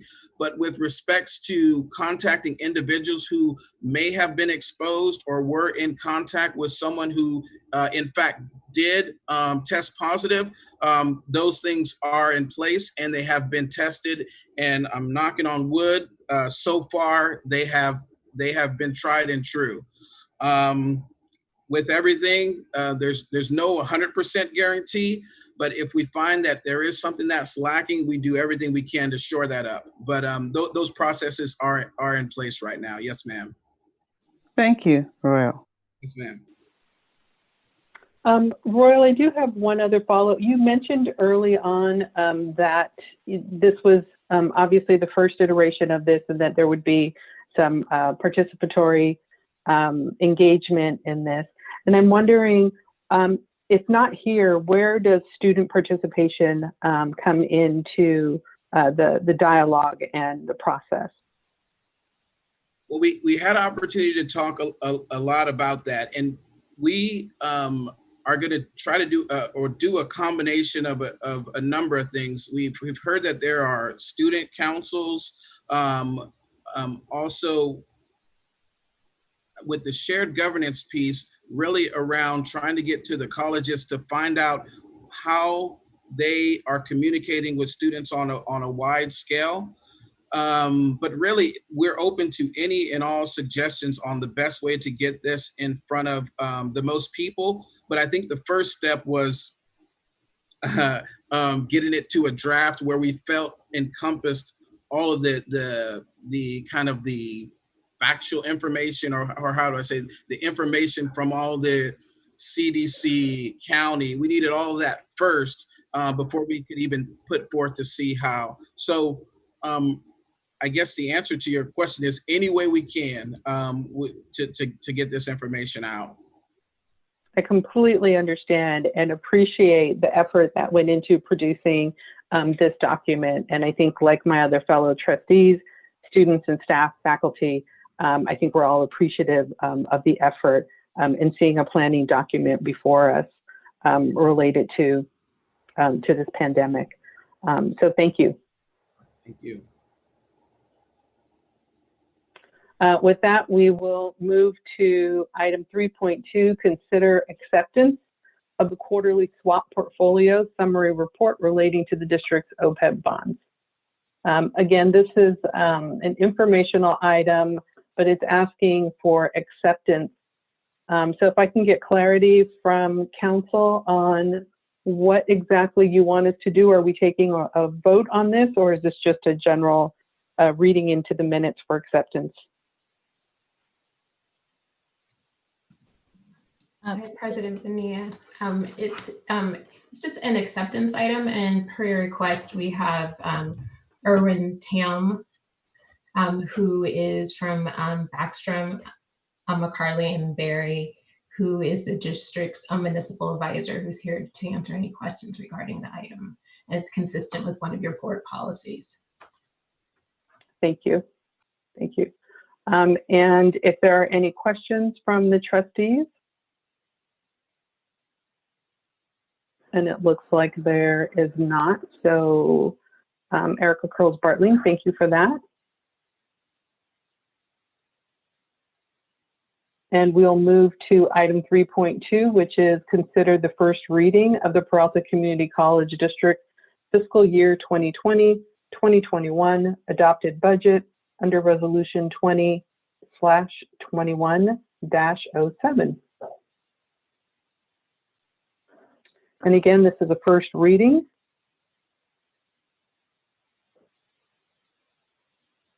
And I'm sure every single one of my trustees has a question or comment about the adopted budget first reading that is before us.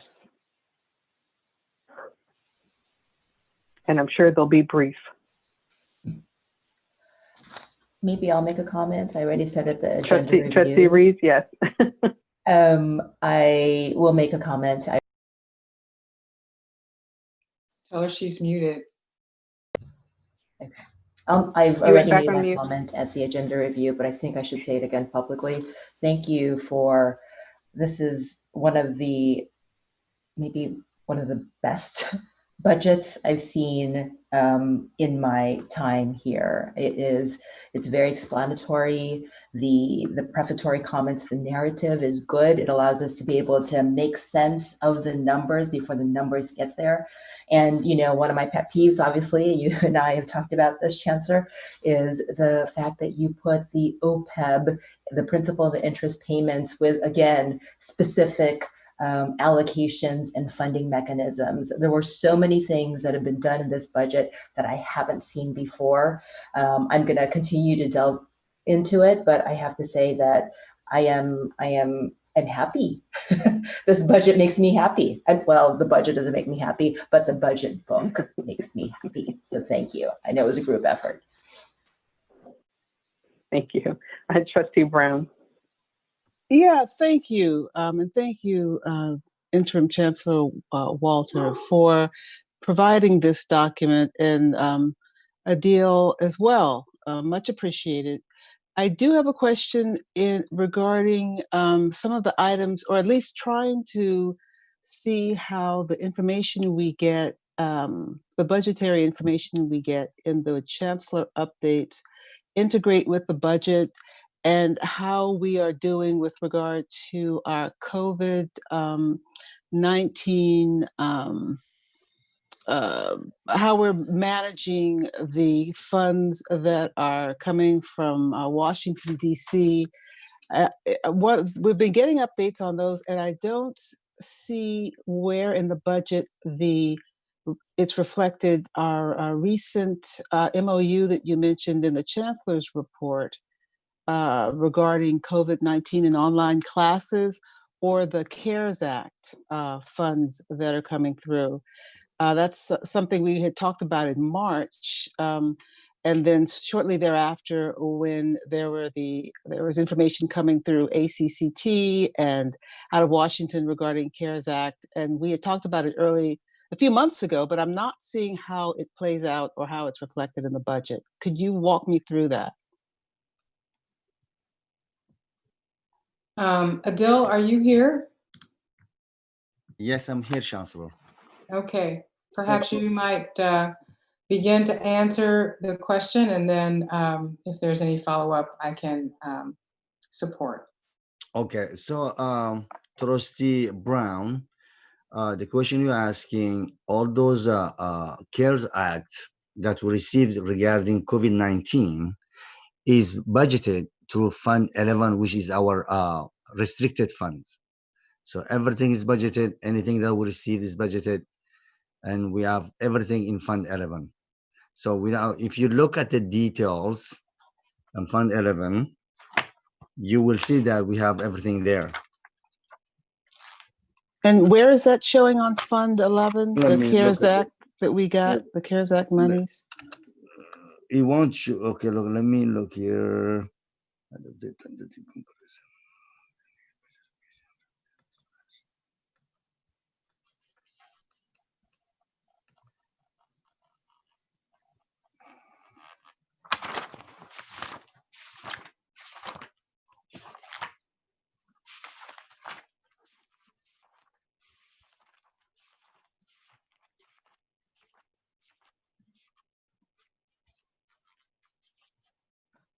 If you go on page table 29, it won't show you. It show you the revenues by categories, and it's part of our revenues. Those CARES Act. I can give you the details. I can get back to you and give you the details. Is incorporated in our Fund 11s. We all budgeted anything that we received regarding COVID-19. We worked with the chancellor, and we budgeted everything. I can give you all the details. I can get back to you through the chancellor and give you all the details what we budgeted. So it doesn't show it in the budget because it's embedded in another number? Yes. What else is in Fund 11? You have all the grants, because you have to remember the grant is coded by the state by object code. So we have some object codes that sometimes we have money grant that goes through those object code, but I can give you the details from those object codes. What, like if you look at 81 to table 30, it tells you higher educations, what we're charging there. He give you the name. In some cases, we say other federal income. So we invited there. So I can give you the details of the CARES Act if we invited there, and I will give you how much, and it will match whatever we have here. So it's a state funded, some are state funded, some is federal funded. So I can give you those details, but I can promise, I can tell you that we budgeted everything that we received from regarding the CARES Act. I can give you all the details that you need. Okay, yeah, I was thinking that earlier on in March, and when the spreadsheet was released by the, from Washington, showing how much every community college was going to receive, we were sort of checking that out because we wanted, some colleges were allocating that money to student support, and that was part of the discussion that we were having at the state level, and and throughout our trustee weekly webinars. So I was kind of thinking that it would continue to be reported on as a separate number, as opposed to being commingled with the other grants, because those Title III and Title I grants, we watch those also because those help our students, our students that are in our Anapisi program, our Puente program, our Ujima program, Umoja program. So it's, at least from the equity lens, I think it's something that I actually had thought that would have been called out and not combined, because that is how we can track how our students, the funding that's given to our students is being reflected, and we can make sure that it's proportional. And that's also part of the basis we use through for our lobbying efforts. So I guess that's a surprise that we had actually been tracked. That was tracked separately earlier because it was all in the spreadsheet that was made public. So if I may respond, if you would like, this is the first reading of the budget for the adoption budget for 2021. What we can do is take your question and see about perhaps revising some of the tables so that you can have a more explicit detail for that. Just let me add this, Chancellor, if you allow me to say that, to respond to Trustee Brown. We're tracking our expenditures by project numbers. every grant has a project number that we tracked when we do our reporting. So we're tracking that. We don't commingling those grants. So every grant has a project number that designated, like for CARE Acts. I remember it's project 1930. So if you go to our PeopleSoft and you run by project and say, I need project 1930, it will give you all those expenditures and revenue only for CARES Act. So we're tracking this. We cannot commingle it against the state rules or state law.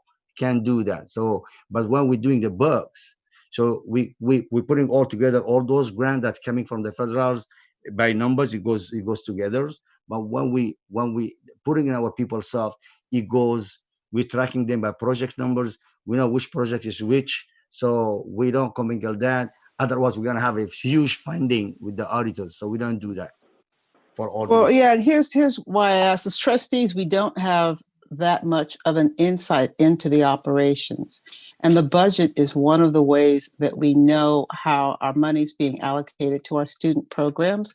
And we also would know how or at least we want to know how the CARES Act funding is being used for our students, because it had special designations and requirements that were associated with the legislation that were intended to be used in support of students.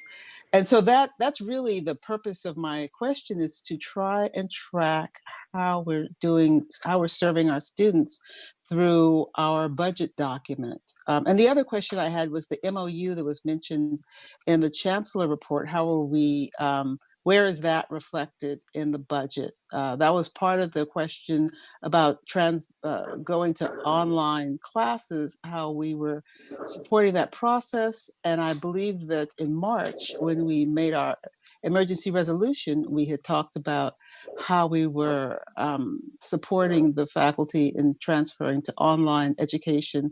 But I saw another MOU, and I don't know how much it's for, and it's signed, and I don't know if I didn't see it on the agenda, so I'm wondering how we're doing our fiscal oversight on that matter.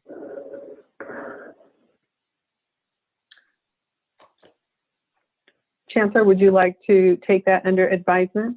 I would, very much so. Thank you. Thank you. Thank you, Trustee Brown. Trustee Handy.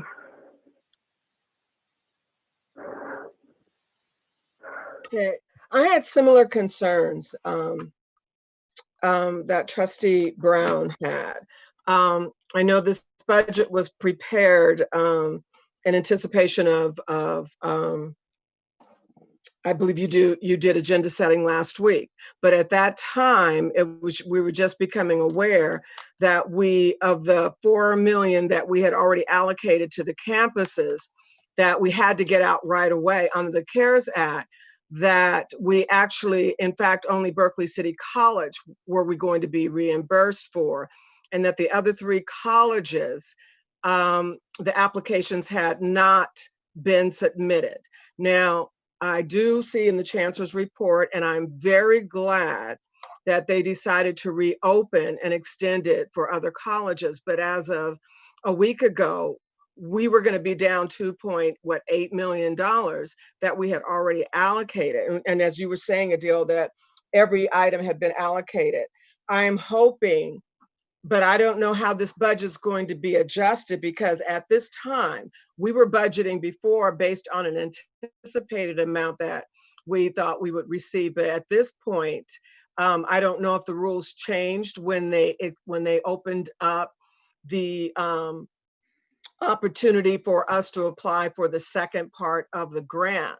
But if it's not, how will we accommodate the shortfalls? So what are we doing? Mm-hmm. So let me address your question. First of all, the issue that you're raising has to do with a piece of the submission that wasn't submitted correctly. Right. Yes. In June, we were notified that we had not completed the applications for 3 colleges and the deadline and what we needed to do. That's what I'm speaking to specifically, because that's the part that did not get submitted, and that's where I'm talking about. So we can let the Chancellor We can let the chancellor answer. Thank you. So when we were notified of it, probably 2 weeks ago or 3 weeks ago, that the certifications for the student portion had not been submitted correctly, we immediately talked to our colleagues to find out what happened and what the problem was. So our district has been given the opportunity, as have many districts in California and across the US really, to resubmit the certification for the student portion. So everything has been submitted for the institutional portion, everything has been submitted for the student portion for Berkeley City College, and we're in the process of cleaning up and resubmitting for the student portion for Laney College and Merritt College and College of Alameda. Part of the problem that we had with the submission is the fact that there are a number of machinations that are required for the submission to be complete. And what we're finding today, for example, is that staff are having to work with the federal government, the grants.gov and other entities like SAMS.gov to ensure that our data is up to date. We have been notified that several of our contact names are dated. They're from several years ago. And so when we received back in April the approval for our submission for the student portion and as well for the institutional portion, we assumed that that was all we needed to do. We found out later that there were some other aspects that needed to be followed up on, and we are following up on that. In fact, we have been in contact with the State Chancellor's Office on this issue. We have been supported by the State Chancellor's Office in terms of how we are going to resubmit. We have been supported by the Department of Education in terms of our resubmission. And so therefore, we have been assured that we are going to receive the funds for the 3 colleges because we have to resubmit the certifications. So therefore, the funding for all of the CARES funds, for all of the student portion, and for all of the institutional portion are included in this draft adopted budget.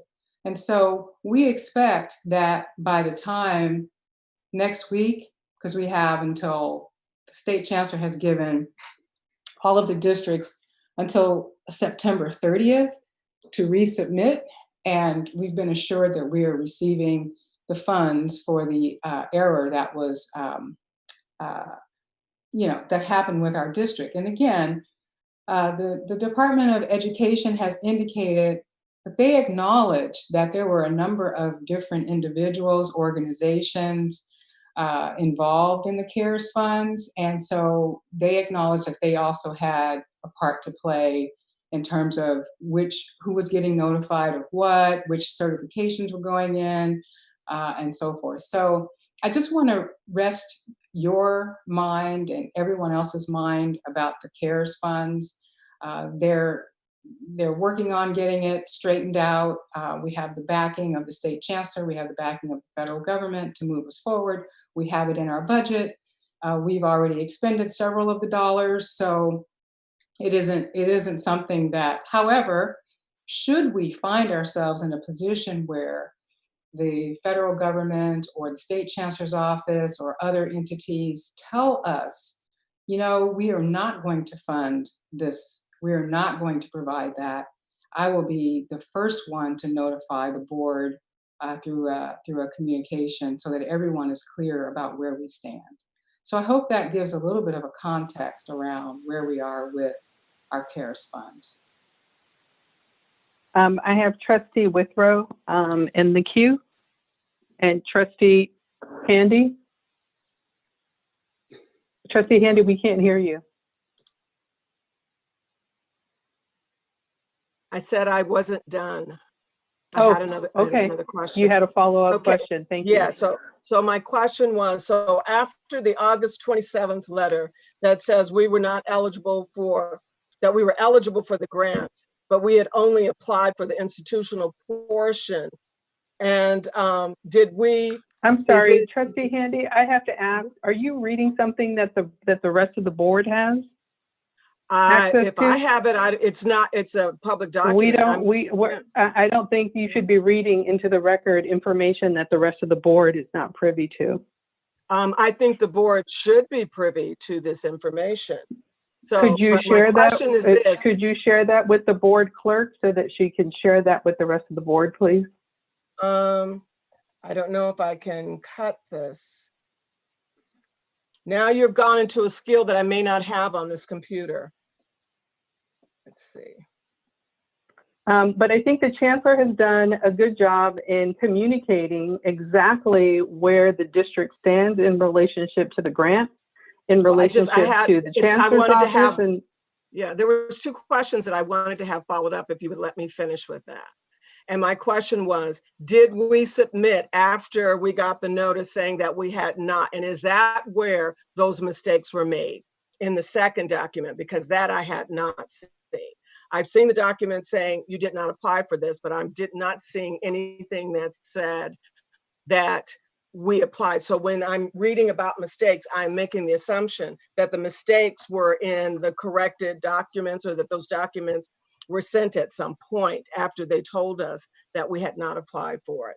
The second question I had too is the MOU that was just done, is that also reflected in this budget as well? Because those are things that come up to approximately $4 million. And I'm just trying to, with this new format, it's very difficult for me to find what I'm looking for. And it's great that they have the numbers associated with it, but that doesn't mean anything to us. As I'm looking at the document, I can't tell on many of these items what's going where. So those were my 2 questions. Trustee Handy, thank you. We'll take those questions under advisement, and the board will receive an update. Thank you. Trustee Withrow. Well, just to start, first of all, the improvement in the format is 1,000% improvement. This is a tremendous codification of what I always call a resource allocation system. It's a communications vehicle. And we have a very complex organization here, and we have people from all angles looking at it. And I think this document goes a long way, may not be perfect, but it goes a long way towards being the kind of rich communication system vehicle that we need. Just a brief question to point out something, though, to maybe improve upon the document. On page 23, the OPEB Reserve Fund 69, there's a factor here that it calls for an audit adjustment of $4.33 million. There's no indication here, and normally what you would do is put a footnote to that saying this is what that audit is the result of. And periodically in the report, there are things where there's a dramatic change from year to year kind of thing. Again, if you could footnote that, I'm talking about a communication document here, but you could footnote that, I think it would dramatically improve the document. But I think this is going to come across extremely well at the state level. Extremely well at the state level. Thank you. Thank you. Thank you. Oh, is it okay for me to respond? Yes. Okay. Thank you, Trustee Ewan. We will make that. Trustee Withrow. All right, Withrow. Sorry. We will make that note and add a footnote there. And we are open to through communication through the board president any other changes or ideas that come up.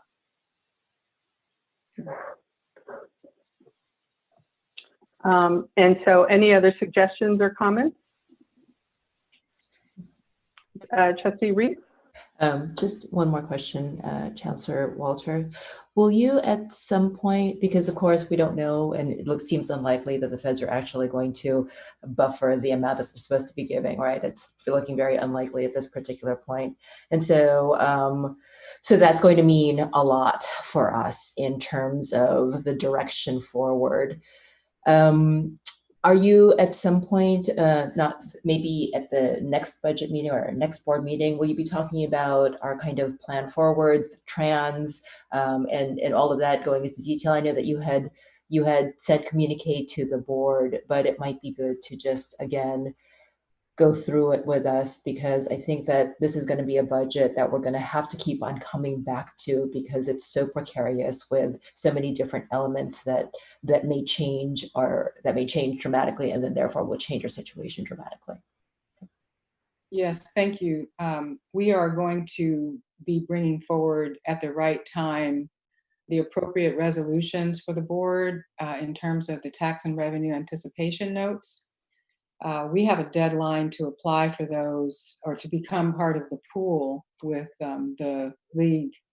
That's coming up pretty quick. I think it's next week. So we're going to be submitting our application for that. Excuse me, and we will bring that back. The resolution has to be approved by the board no later than the January meeting, because the funding would be available in February, because that's when the big drop off in funding apportionments will be happening for the districts in California. So to answer your question, yes, we will definitely be bringing those documents back to the board, and we will not be waiting until the resolution. We will be bringing the information so the board can be updated, because there are some tests that we have to meet in terms of being able to receive the funds, and it's a percentage based on the last 3 years of cash and some other parts that are going to make it so that we will not necessarily get all of our cash, but we will get a percentage of it. And of course, there's a payback scale and so forth. But also, we will be providing the board with regular reports, budget to variance reports, cash flow reports, so that the board knows where we are in terms of our expenditures.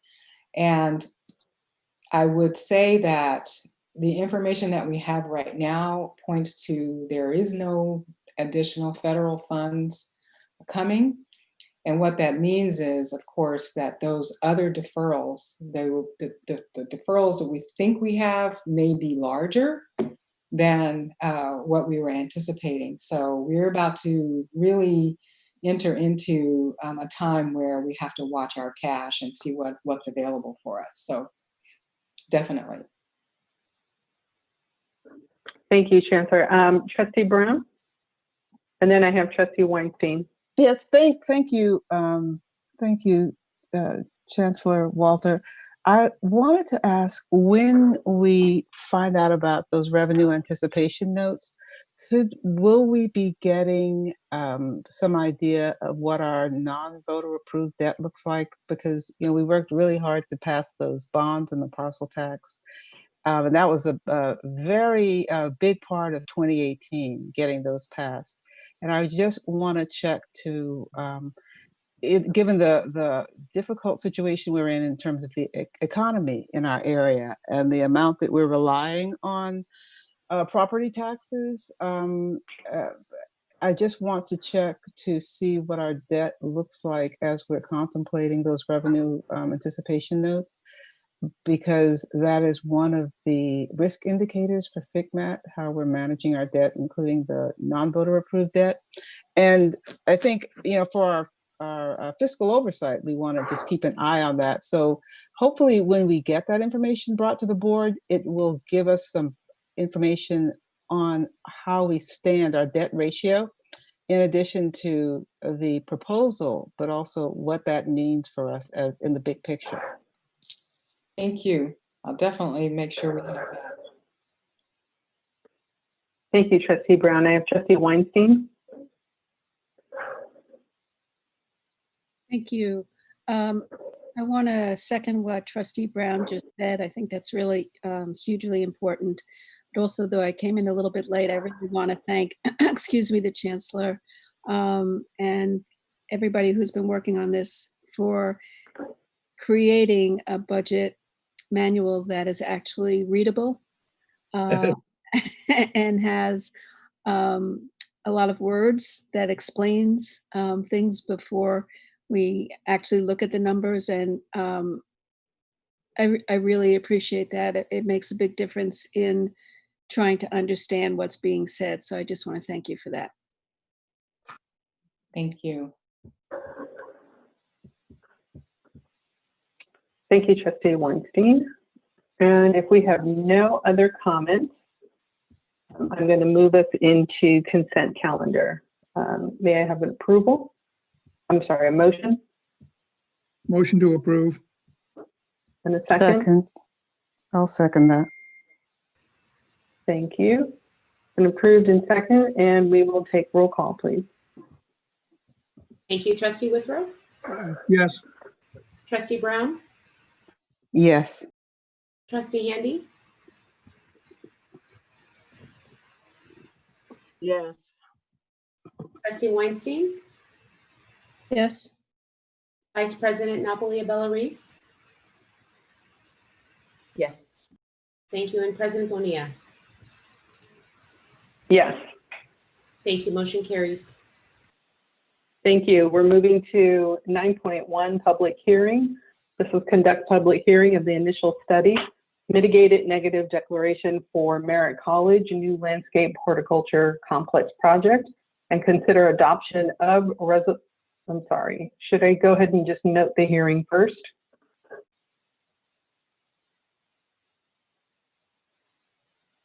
So if we can bring the hearing into record, gavel in, gavel out. And now we are going to consider adoption of resolution number 20/21-08, adopting the initial study, mitigated negative declaration, CEQA findings, mitigation measures, and mitigation monitoring and reporting program for the project, and approving the project. May I have a motion to approve? President Bonilla, I'm sorry to interrupt, but I would just ask in the gaveling in of the public hearing, if for the record, you could also ask the board clerk if they've received any comments, written or others. Thank you for that. Madam Clerk, have we received any comments? No, we did not. We did not receive any public comment for the public hearing. Are there any members of the public that would like to address this matter currently? Excuse me, this is Etheria. I think that I received one comment. I believe this is the point of the hearing. We received it from the Native American heritage, but it was addressed and we answered all their concerns. So I would like to enter that into the record. Thank you. Okay, and for entering that into the record, Natasha, should we go ahead and send that to to Brenda Martinez? That's right. Yes, thank you. And thank you, Ms. Smith, for mentioning the comment that was received. Thank you. Most definitely. Okay, do I have a motion to approve? For clarification, are we voting on 10.1? We are voting on 9.1. 9.1 is the hearing. 10.1, I think, is the action item. 9.1 is, I'm sorry, did they separate it and put it below? Yeah, the action item is 10.1. That's no big deal. I'll move approval of 10.1. Thank you, Trustee Withrow. I thought it was together. So thank you. It's been separated. We have a motion to approve. Do we have a second? I have a hand raised by Trustee Brown. Yeah, just for clarification, there are the negative declaration presumes that there are no CEQA qualifying issues or CEQA issues regarding, so you're making a negative declaration, there's nothing going on. And just because if it's a native, what was that theory, what was the Native American issue? Just to make sure that we're not, that there is nothing going on. Before we vote on it, what was the, can you maybe just tell us what that was really quickly? Trustee Brown, it was a reference to, they wanted to know the historical documentation.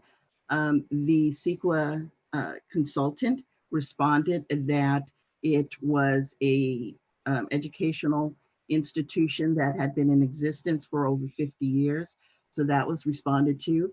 Also, they wanted to clarify that it was not a burial or sacred site, and that was also clarified to the Native American heritage. So we responded to all of their questions. Okay, great. I just wanted to make sure that that we didn't have any concerns that we needed to pause on. So thank you so much. Sure. Thank you very much. Thank you, Trustee Brown. Thank you, Altheria Smith. So we have a motion to approve. Do we have a second? And this is again on item 10.1 for the resolution. I'll second the neg debt. Thank you. Thank you. And we have roll call, please. Trustee Withrow? Yes. Trustee Brown? Yes. Trustee Handy? Yes. Trustee Weinstein? Yes. Vice President Napolia Bella-Reese? Yes. President Bonilla? Yes. Thank you. Motion carries. Thank you. We're on item 10.2, consider approval of academic faculty personnel items. Motion to approve, please. Move approval. Second. Second. Thank you. Seeing no discussion, roll call, please. Trustee Withrow? Yes. Trustee Brown? Yes. Trustee Handy? Okay, this is 10 point what? 10.2, consider approval 10.2. of academic personnel items. Yes. Thank you. Trustee Weinstein? Yes. Vice President Napolia Bella-Reese? Yes. And President Bonilla? Yes. Thank you. Motion carries. Thank you. Item 10.3, consider approval of classified personnel items. Motion to approve. Move approval. Second. Second. Thank you. Seeing no discussion, roll call, please. Trustee Withrow? Yes. Trustee Brown? Yes. Trustee Handy? Trustee I'm sorry. Did you call me? I did. For 10.3? Yes. Thank you. Trustee Sorry. Weinstein? Who? Trustee Weinstein? Oh, sorry. Yes. Thank you. Vice President Napolia Bella-Reese? Yes. And President Bonilla? Yes. Thank you. Motion carries.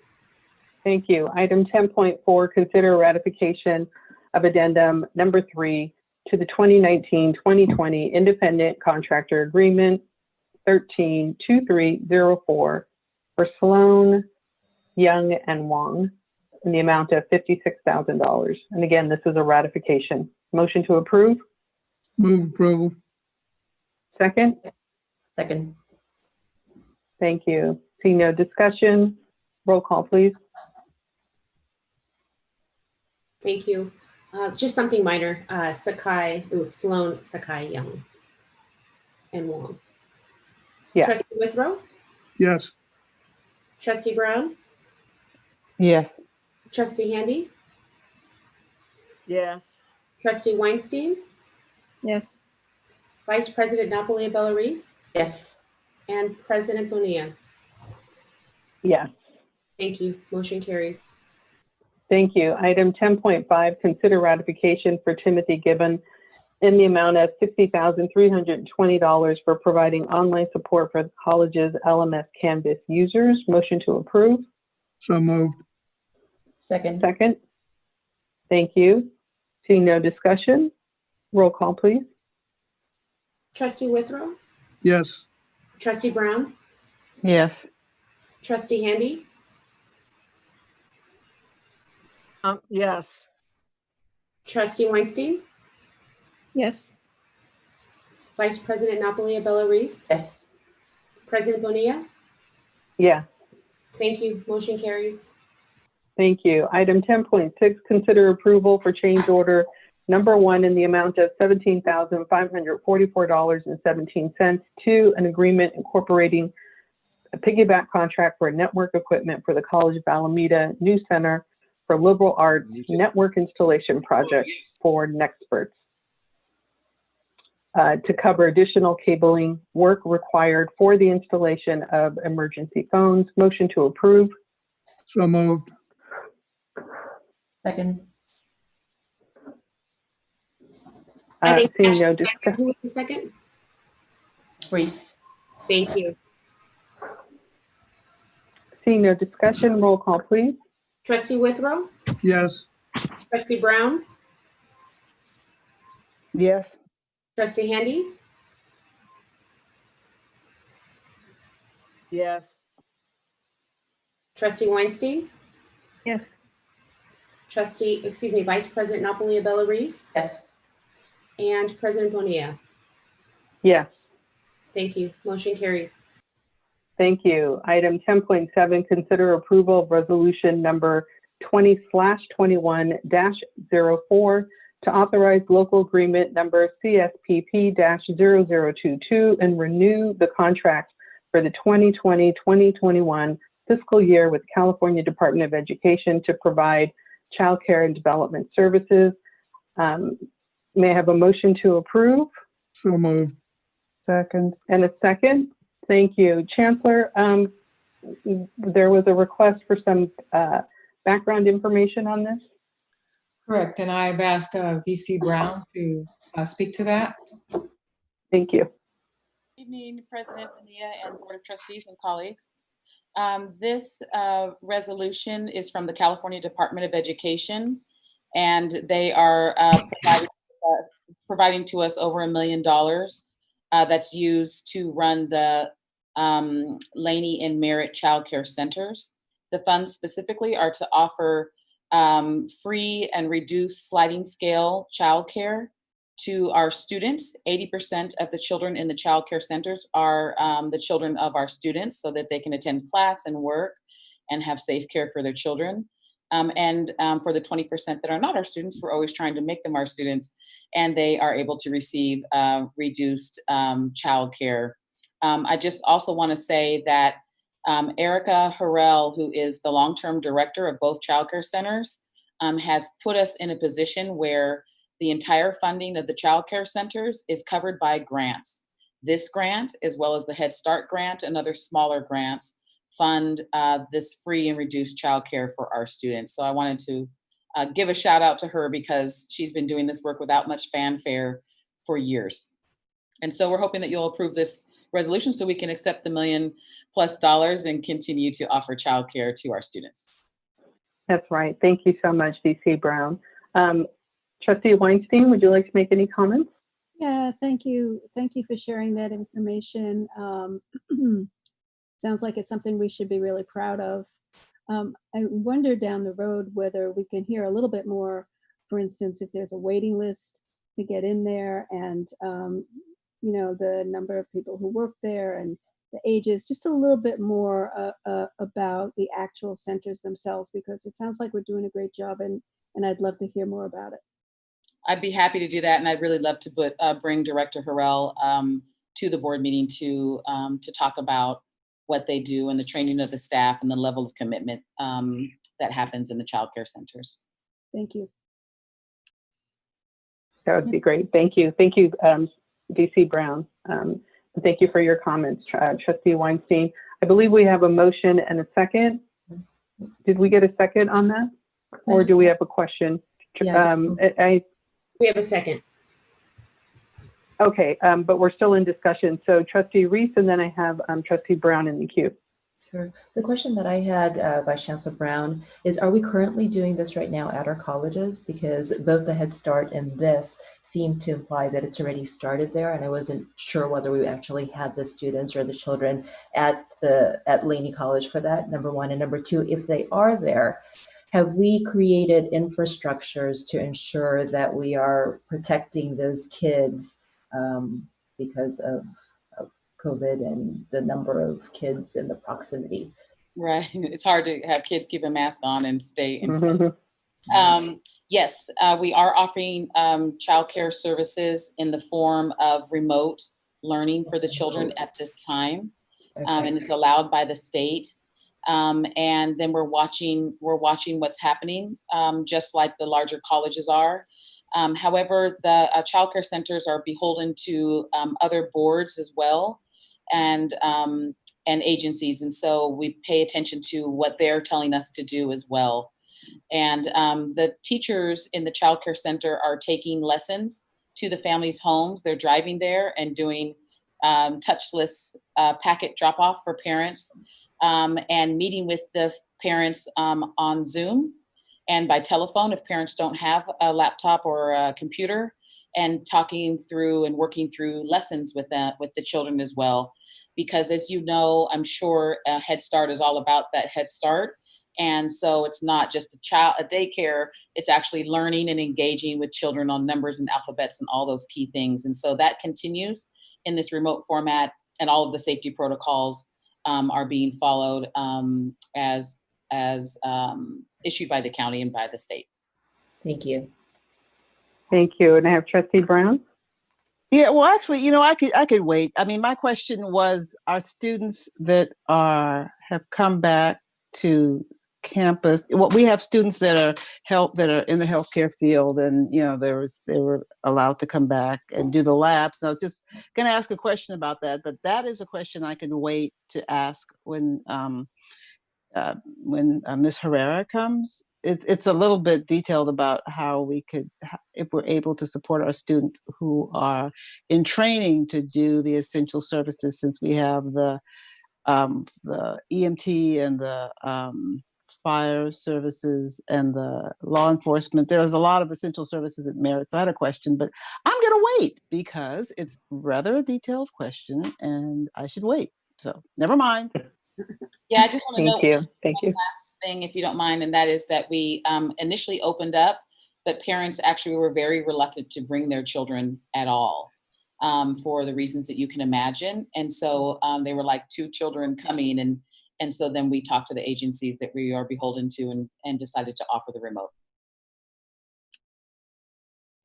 That's great. Thank you. Thank you for that update. And so with no further questions, we'll go ahead and take roll call on the item. Thank you. Trustee Withrow? Yes. Trustee Brown? Yes.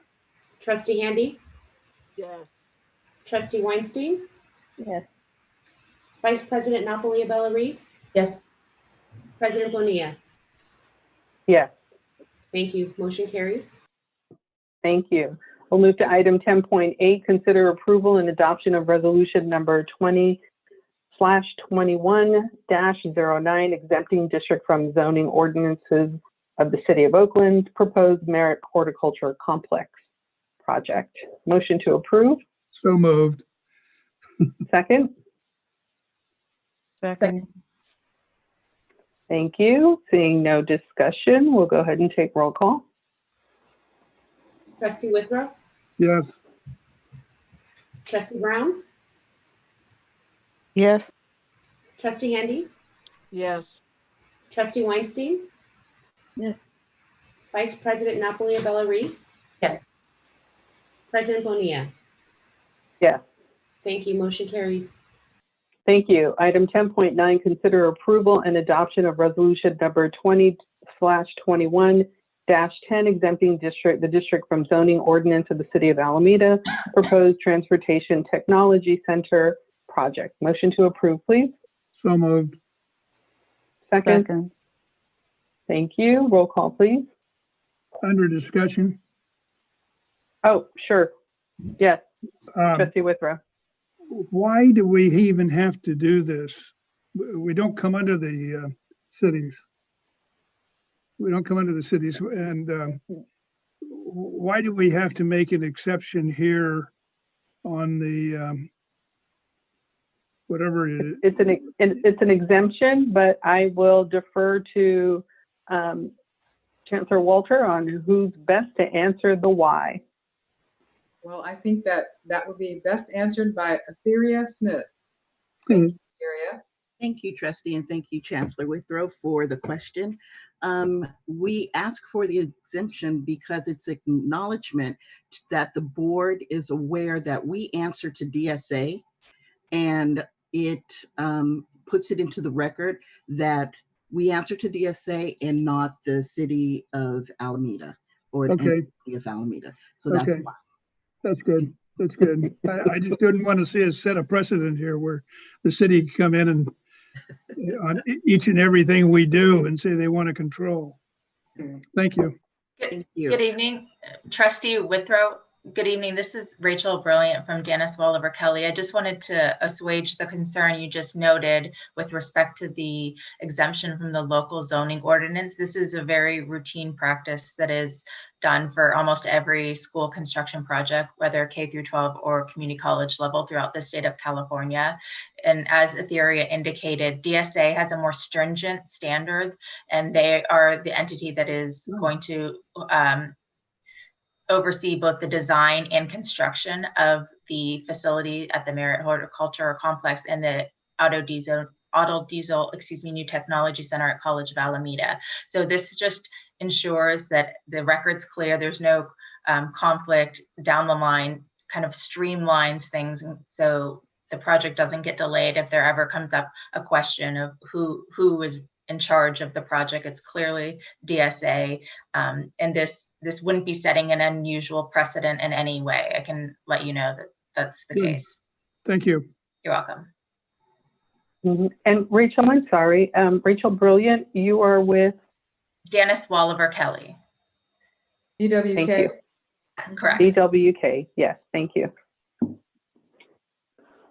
And we will finish this item with the roll call, I believe. Thank you. Trustee Withrow? Yes. Trustee Brown?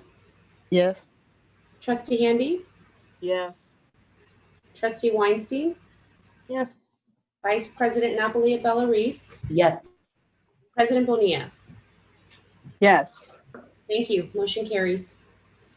Thank you. We are at item 10.10. Consider approval resolution 20/21-11, authorizing the purchase of Microsoft license renewals under the FCCC Microsoft Campus Agreement in the amount of $432,718. I know there's going to be lots of questions. We should get a motion to approve. So moved.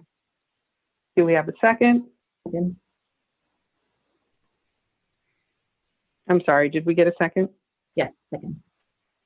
Thank you. And we can open for discussion. Trustee Handy. Okay, let me pull up. Okay, this item is for a license renewal, but looking at our May 29th special meeting, the statement in there says the ongoing, this is our PeopleSoft contract, the ongoing operating expenses, licenses for the next 5 years at a cost of $2,440,271. This amount is typically approved annually. The district is able to realize a savings of $1,826,447 for over the 5-year agreement. This is a license. This is redundant. Of our licensing agreements were supposed to be included in that package. And I've been asking for an update on what's happening. We did a lot of pushing to get that contract done. We had special meetings, and then it kind of came to a complete standstill in terms of, we've had no feedback in terms of, I'd asked that the contract be reviewed for content, not for legality, but for content. And I'm not sure that we've moved forward on there. And so I want to make sure that this particular item is not a redundancy, because it talks about Microsoft SQL up in here, and then it says clearly that in that contract over 5 years, our licensing was covered. And now we have a renewal, which is exactly what it states in there, the annual renewal. So thank you, Trustee Handy. I will defer to the Chancellor to Thank you. Thank you so much, President Bonilla. provide a question. And thank you, Trustee Handy, for your question. I would like to ask our Director of Information Technology to speak to this item. Thank you, Chancellor, and thank you, Board. For this item, this is a Microsoft item. So Microsoft and Oracle are two separate items. This item, it's for all our email, Microsoft Office that we use for classroom teaching, and all the servers that they run at the colleges and at the district. So it's two separate items. The PeopleSoft, it's different than this item. So, and for the update, we have an agenda on the board. I think it's September 29. We are coming before you to give you an update about the project. So it's not. Okay, so where it says here in phase 1, where migration to Oracle database from Microsoft SQL, this Microsoft piece is not connected with the Microsoft SQL that we're supposed to be moving away from? So Microsoft SQL, it's a software we use for our database, is the Microsoft. Now we're moving to Oracle Cloud. And it's have nothing to do with this renewal. We always have Microsoft SQL on our stacks for classes that being taught at the colleges and at the CIS labs and all that stuff. So this renewal is for all the colleges, instruction and our email systems and Microsoft Word that we use day to day to do our business. And that's a system we're going to continue to work with? That one, we will continue to work with that. So that's, yeah. Microsoft Oracle is that ERP system. Thank you. You're welcome. If there are no other questions, we can go ahead and take roll call on this item. Thank you. Trustee Withrow? Yes. Trustee Brown? Yes, sorry about that. Had to unmute myself. No problem. Trustee Handy? Yes. Trustee Weinstein? Yes. Vice President Napolia Bellarice? Yes. And President Bonilla? Yes. Thank you. Motion carries. Thank you. That concludes our action portion of the agenda. We'll move on to board reports. And I will go to Trustee Weinstein. Oh, okay. I want to thank the presidents for the hard work that they've done, the finance department for the budget.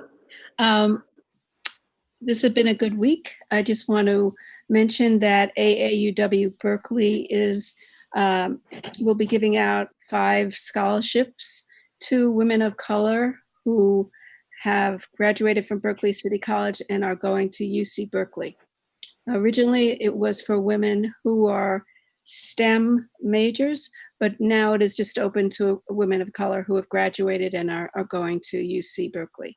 So you can get more information about that from AAUW Berkeley online. So I hope people who know people will recommend that they apply for this $1,000, which can be used not only for tuition, but also for food and housing and whatever is needed. So I'm happy about that.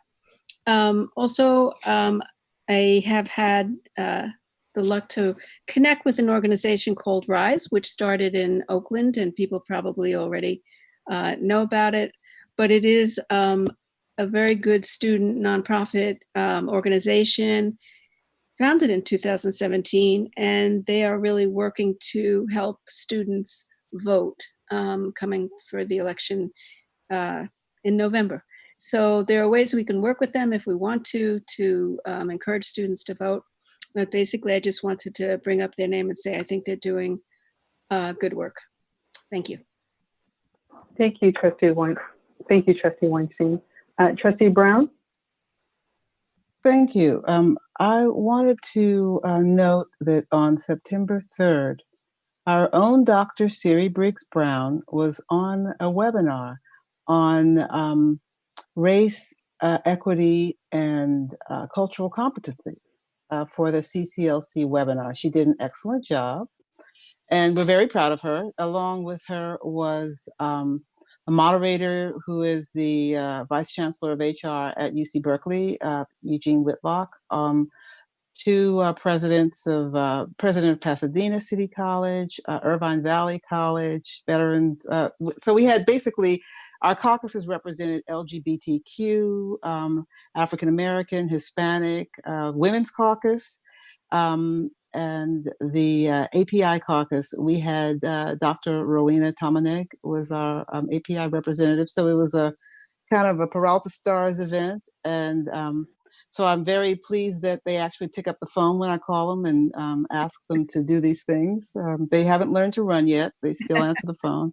So they did an excellent job, and I was really proud of them. And one of the things that Dr. Brown talked about was the security contract that we have at Peralta.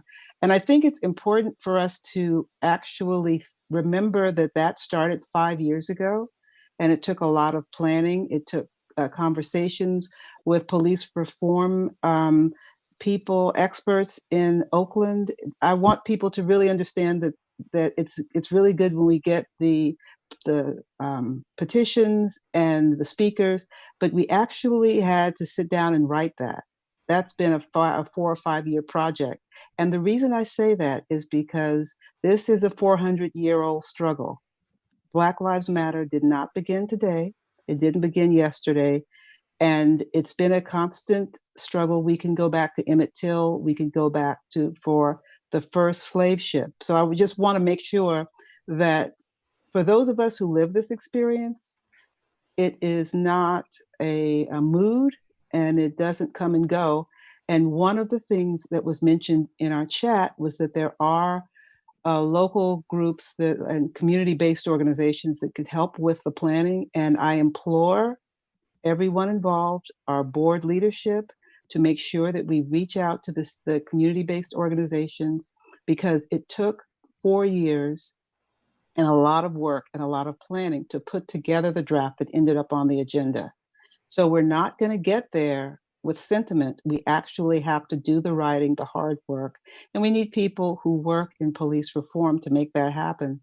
And so because this is a life, it's a way of life, it's a system, and it has to be organized, and it has to be successful. We really have to put the time in, and we have to take it seriously and understand that it is a skill set. There are people who have, this is their life's work. So I really want to make sure that we put in the effort and that we give the support to our students, and that we give the support to this project, and that we give the support to Etheria, because there were consultants that we had to bring in to put that draft together that was on the agenda. This did not just appear, and it's not a movement. It's a commitment that has lasted for 400 years. Thank you, Trustee Brown. Trustee Withrow? I chair the Robert L. Lippert Foundation, have for many, many years, and we give out to a bunch of charities, but we give out 10 very sizable scholarships, post-secondary education scholarships.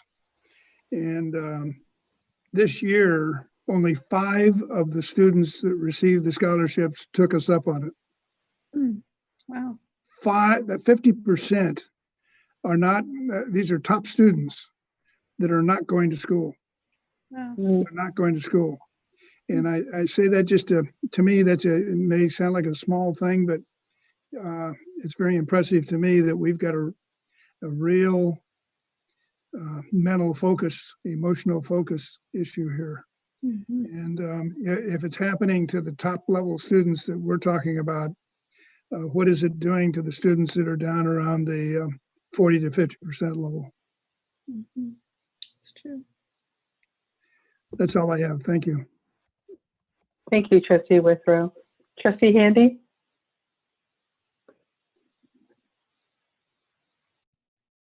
I'll get this thing together one day. I think I actually need a mouse to navigate this thing. Actually, one thing I want to say is that I really agree with what Trustee Brown has said. We have struggled for equity. I've struggled for equity all my life, and we don't want to be a catchphrase. We don't want to be something that passes in the night. I think it's really important how energized our students are, but I also think it's important that these students understand that that didn't happen because George Floyd was killed. That was already on our agenda. We move, the needle moves slowly, but we never stop pushing for equity and support. We realized years ago that we were spending way too much money for sheriffs for something that we really didn't believe needed to be on the campus. We thought it could be done in a different way. Unfortunately, a lot of the community did not support us in that. So I'm glad that they're happy now that we have completed that process. I don't know why they would think we would go back on that process. Again, it's been 4 to 5 years on it. But I've been doing advocacy around policing and schools since I was with the Oakland Coalition of Congregations, and we were trying to take the policing budget out of their general fund as well. So I think it's really important that we understand our history, that none of these things happen overnight, especially when we have a generation that was raised with the microwave and technology where things happen very quickly, because we need them for the long run, not just for the big flash in the sky. We need them all the way through this process to make it successful. I've had, other than attending the foundation events, which I'm very, very proud of, oh my God, the board members that Lanice Jones has put together for the foundation it's just absolutely astounding. I've been with the foundation my entire 17 years on this board, and I have never seen such a stellar group of foundation members who are now having their own foundation web pages for raising funds. The money goes straight to students. And so it's really exciting. And for those of you who are not, well, I see all the presidents there. They're all fabulous and they're doing a great job. But for those of you who are not making monthly donations, even a small $25 per paycheck goes a long ways towards supporting students. It does add up. And I've done a small donation for, well, this is my 18th year. So again, one of the joys of getting me off the block is a Zoom with that. But the other real joy that I'm very committed to is going to occur on Tuesdays and Thursday to do the food sets up. And we have such an incredible team that between 11:30 and 12, we can set up the tents, we can set up 5 tables, we can set up 500 to 800 meals, and we have people ready to go out in our lines, and we are done. We're out of food by 12:30, 12:40. It's an amazing gift. More of our students are catching on. There's other community people that are involved. Target came in with school supplies, about 600 bags, and we still have families coming in. And our people from Merritt College are there to make sure that the parents know that we're holding a seat for their kids, that education is still going on, and the support can happen. And the other thing that happens is we have indigent people, homeless people come in, and Merritt College has put together kits, sanitation kits with deodorants and all types of things that they may need. They make sure that when people walk up, we hand them a bottle of water. And it really, I think it is such an incredible thing to have right there in the community where they can see our college and they can see even the executive director of OCUR is a Peralta College graduate. And they're doing things like Shamari Carter, and they're doing things like game nights on Friday nights, so that the kids can go and play games. But we know if we get them in there, we feed them, we get them in, we can do more things with them.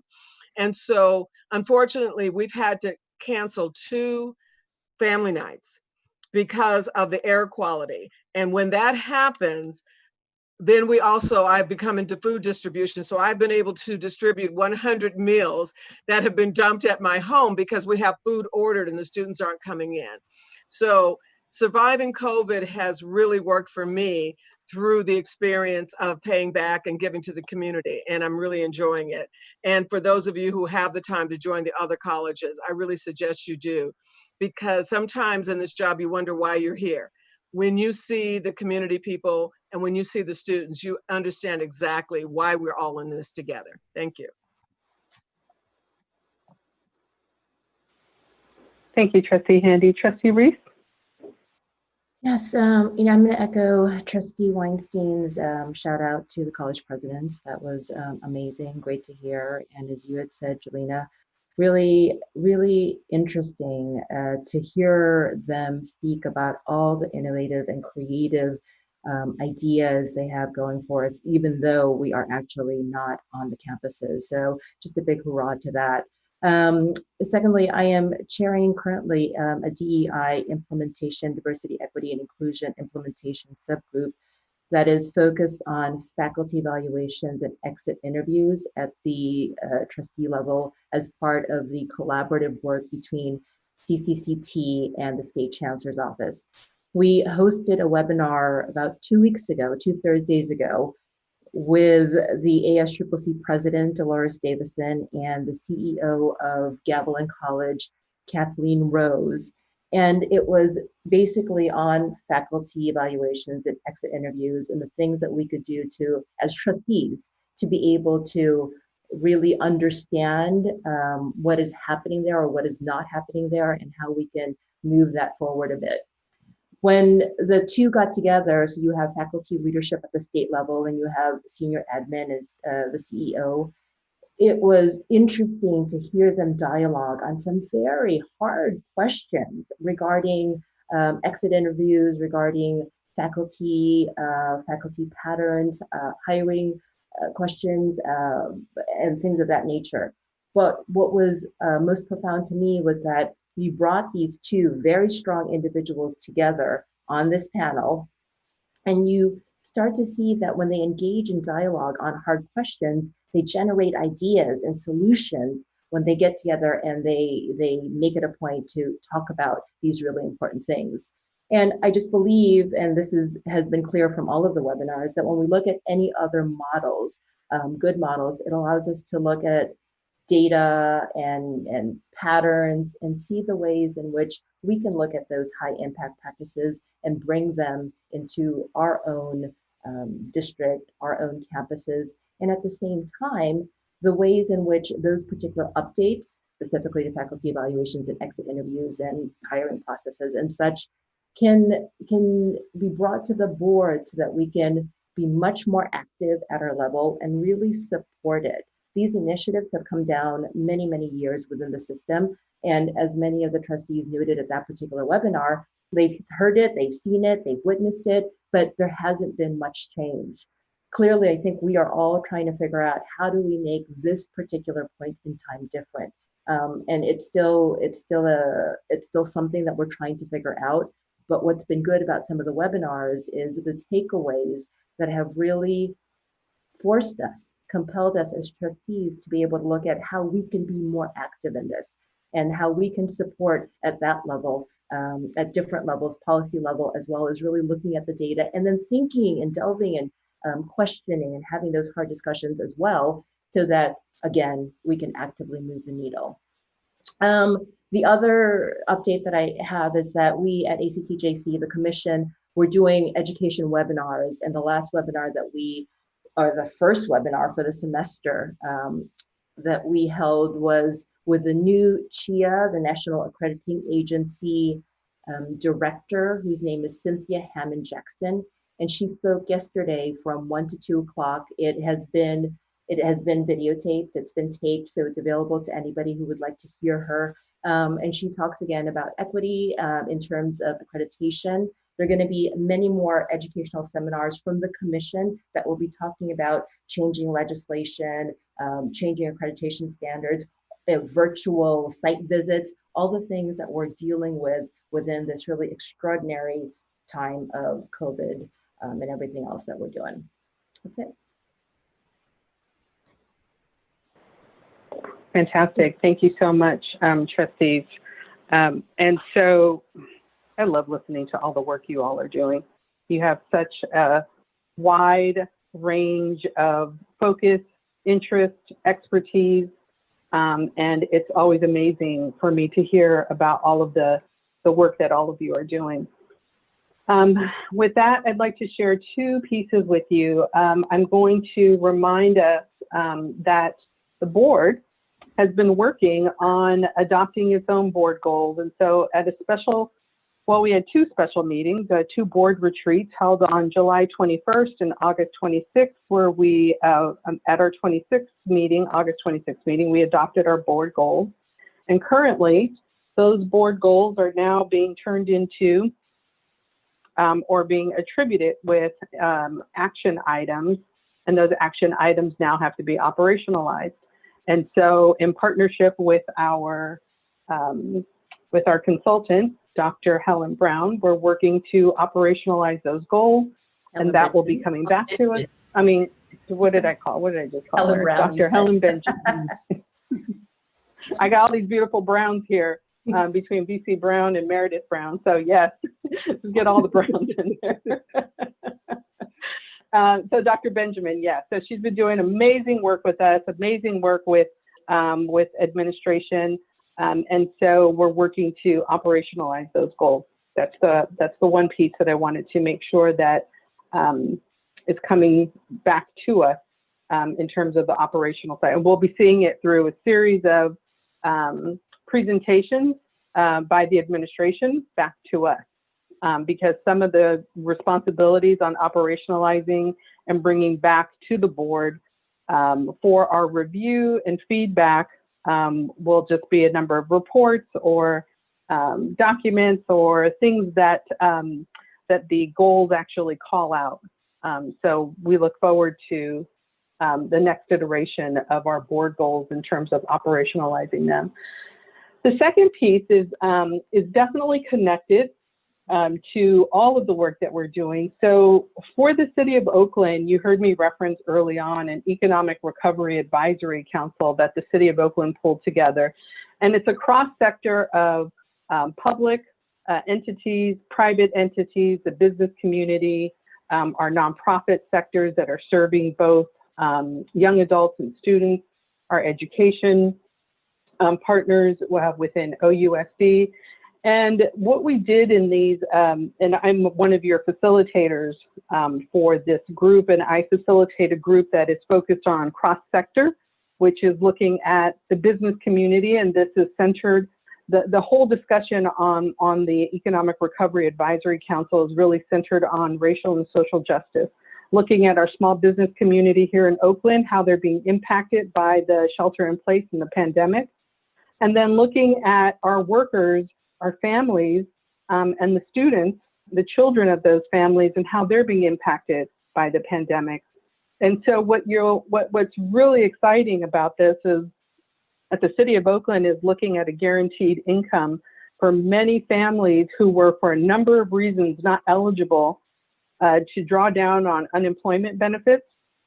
There are many of the folks that you all are feeding through a lot of the food distribution that you're doing throughout. So my just hat off to Trustee Handy for all the families that they are touching, to all of the community college campuses and the presidents who are supporting the Eat, Learn, Play and the World Kitchen distribution of food, because this is really where, and as a matter of fact, the Eat, Learn, Play executive director is part of our advisory council as well. And so they're very dedicated to ensuring that there's more funding coming in to provide resources. My understanding is through the end of the year. So that's really good news. That's right, that's really good news. I see Trustee Handy responding. I can't hear you, but yes. And so I just want to share that with you, that there's a lot going on behind the scenes. And one of the things that was really striking for me, and one of the last conversations that we had, is that on 73rd and Foothill, there's a park called Liberation Park. And that park has recently come under a land trust, meaning that the city of Oakland has agreed to put it in the land trust for the good of the people. And there's an organization run by a woman by the name of CJ, who runs the Black Cultural Zone.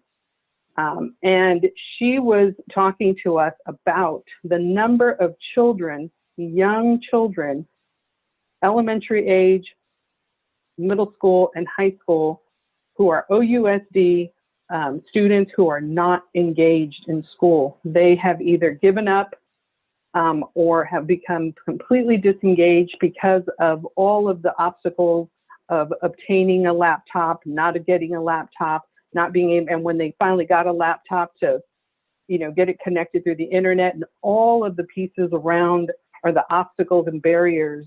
And so one of the things that I asked that they do was to kind of take inventory of our local assets, and our community colleges being one of those assets, and thinking about ways in which we can partner to be able to provide more open space. And it's going to be hard as we go into, you know, inclement weather and with the smoke and whatnot. But I'll be sharing and bringing more information back, because there's a push around the Liberation Park setting up an alternative education hub, so that students can still be engaged in an academic environment with all of the academics and extracurricular activities around music and science. And it's an amazing program that is being discussed right now through the organization that CJ is a part of.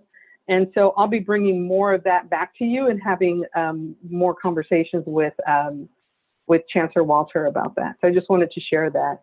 Lots going on, and really appreciate the work that everyone is doing during these difficult times. And with that, I've got two announcements. Trustee Reese, you're going to read your closing announcements, and then we'll turn it over to Trustee Handy. Sure. The next regular board meeting will be held on September 29th, again, as a Zoom webinar. The second announcement is that the board welcomes back all of our students, faculty, and staff after the summer. As President Johnson said, it's been a minute, and wishes everyone a successful fall and a successful school year. And number three, just actually reminding everyone about the Reimagining Public Safety Teach-In that will be happening this week, from next week actually, from 10 to 1. I'm sure that there's going to be another campus-wide email that's sent out. I wanted to have you all calendar that. And that's it, Madam President. That concludes the announcements for this board meeting. Thank you. Thank you for that. And I will turn the meeting over to Trustee Handy, who will do a closing for us. Tonight, we'd like to close in honor of a community partner. Her name was Akiba Davis Everett. She was a very, very dear friend to me ever since I moved back to California. And she's also been a great friend of Merritt College. She is the one who was responsible for getting us the Community Real Estate Fellows Program, the CREATE program from BOMA. Our first year of having it, we had more applicants than we had spaces. This program had been very successful. I believe they also had it at San Francisco State. It's a commercial, BOMA is a building office management company for all the buildings in San Francisco and the Bay Area. And they had this program, and they were running it, I believe, at San Francisco State. And it's an incredible, incredible opportunity and an incredible enhancement to the real estate program that we were having. Akiba was adamant that they bring it over to the Bay, and Merritt College ended up being the recipient of it. And I believe we are now on our third year. And our instructor is actually in his 80s, a phenomenal man. And this is something we want to continue. So she left us Friday at 5 p.m. with no warning. She was there and then she wasn't. But for 100 Black women and the programs that she has been so adamant in, for all of the hundreds of young women and men that she's helped, for all of the kids that she's gotten through to and through colleges. We just want to close in the honor of her tonight. Thank you. Thank you, Trustee Handy. And with that, that concludes our meeting. This is adjourned. Everyone be safe and see you in a couple of weeks. Bye, everyone.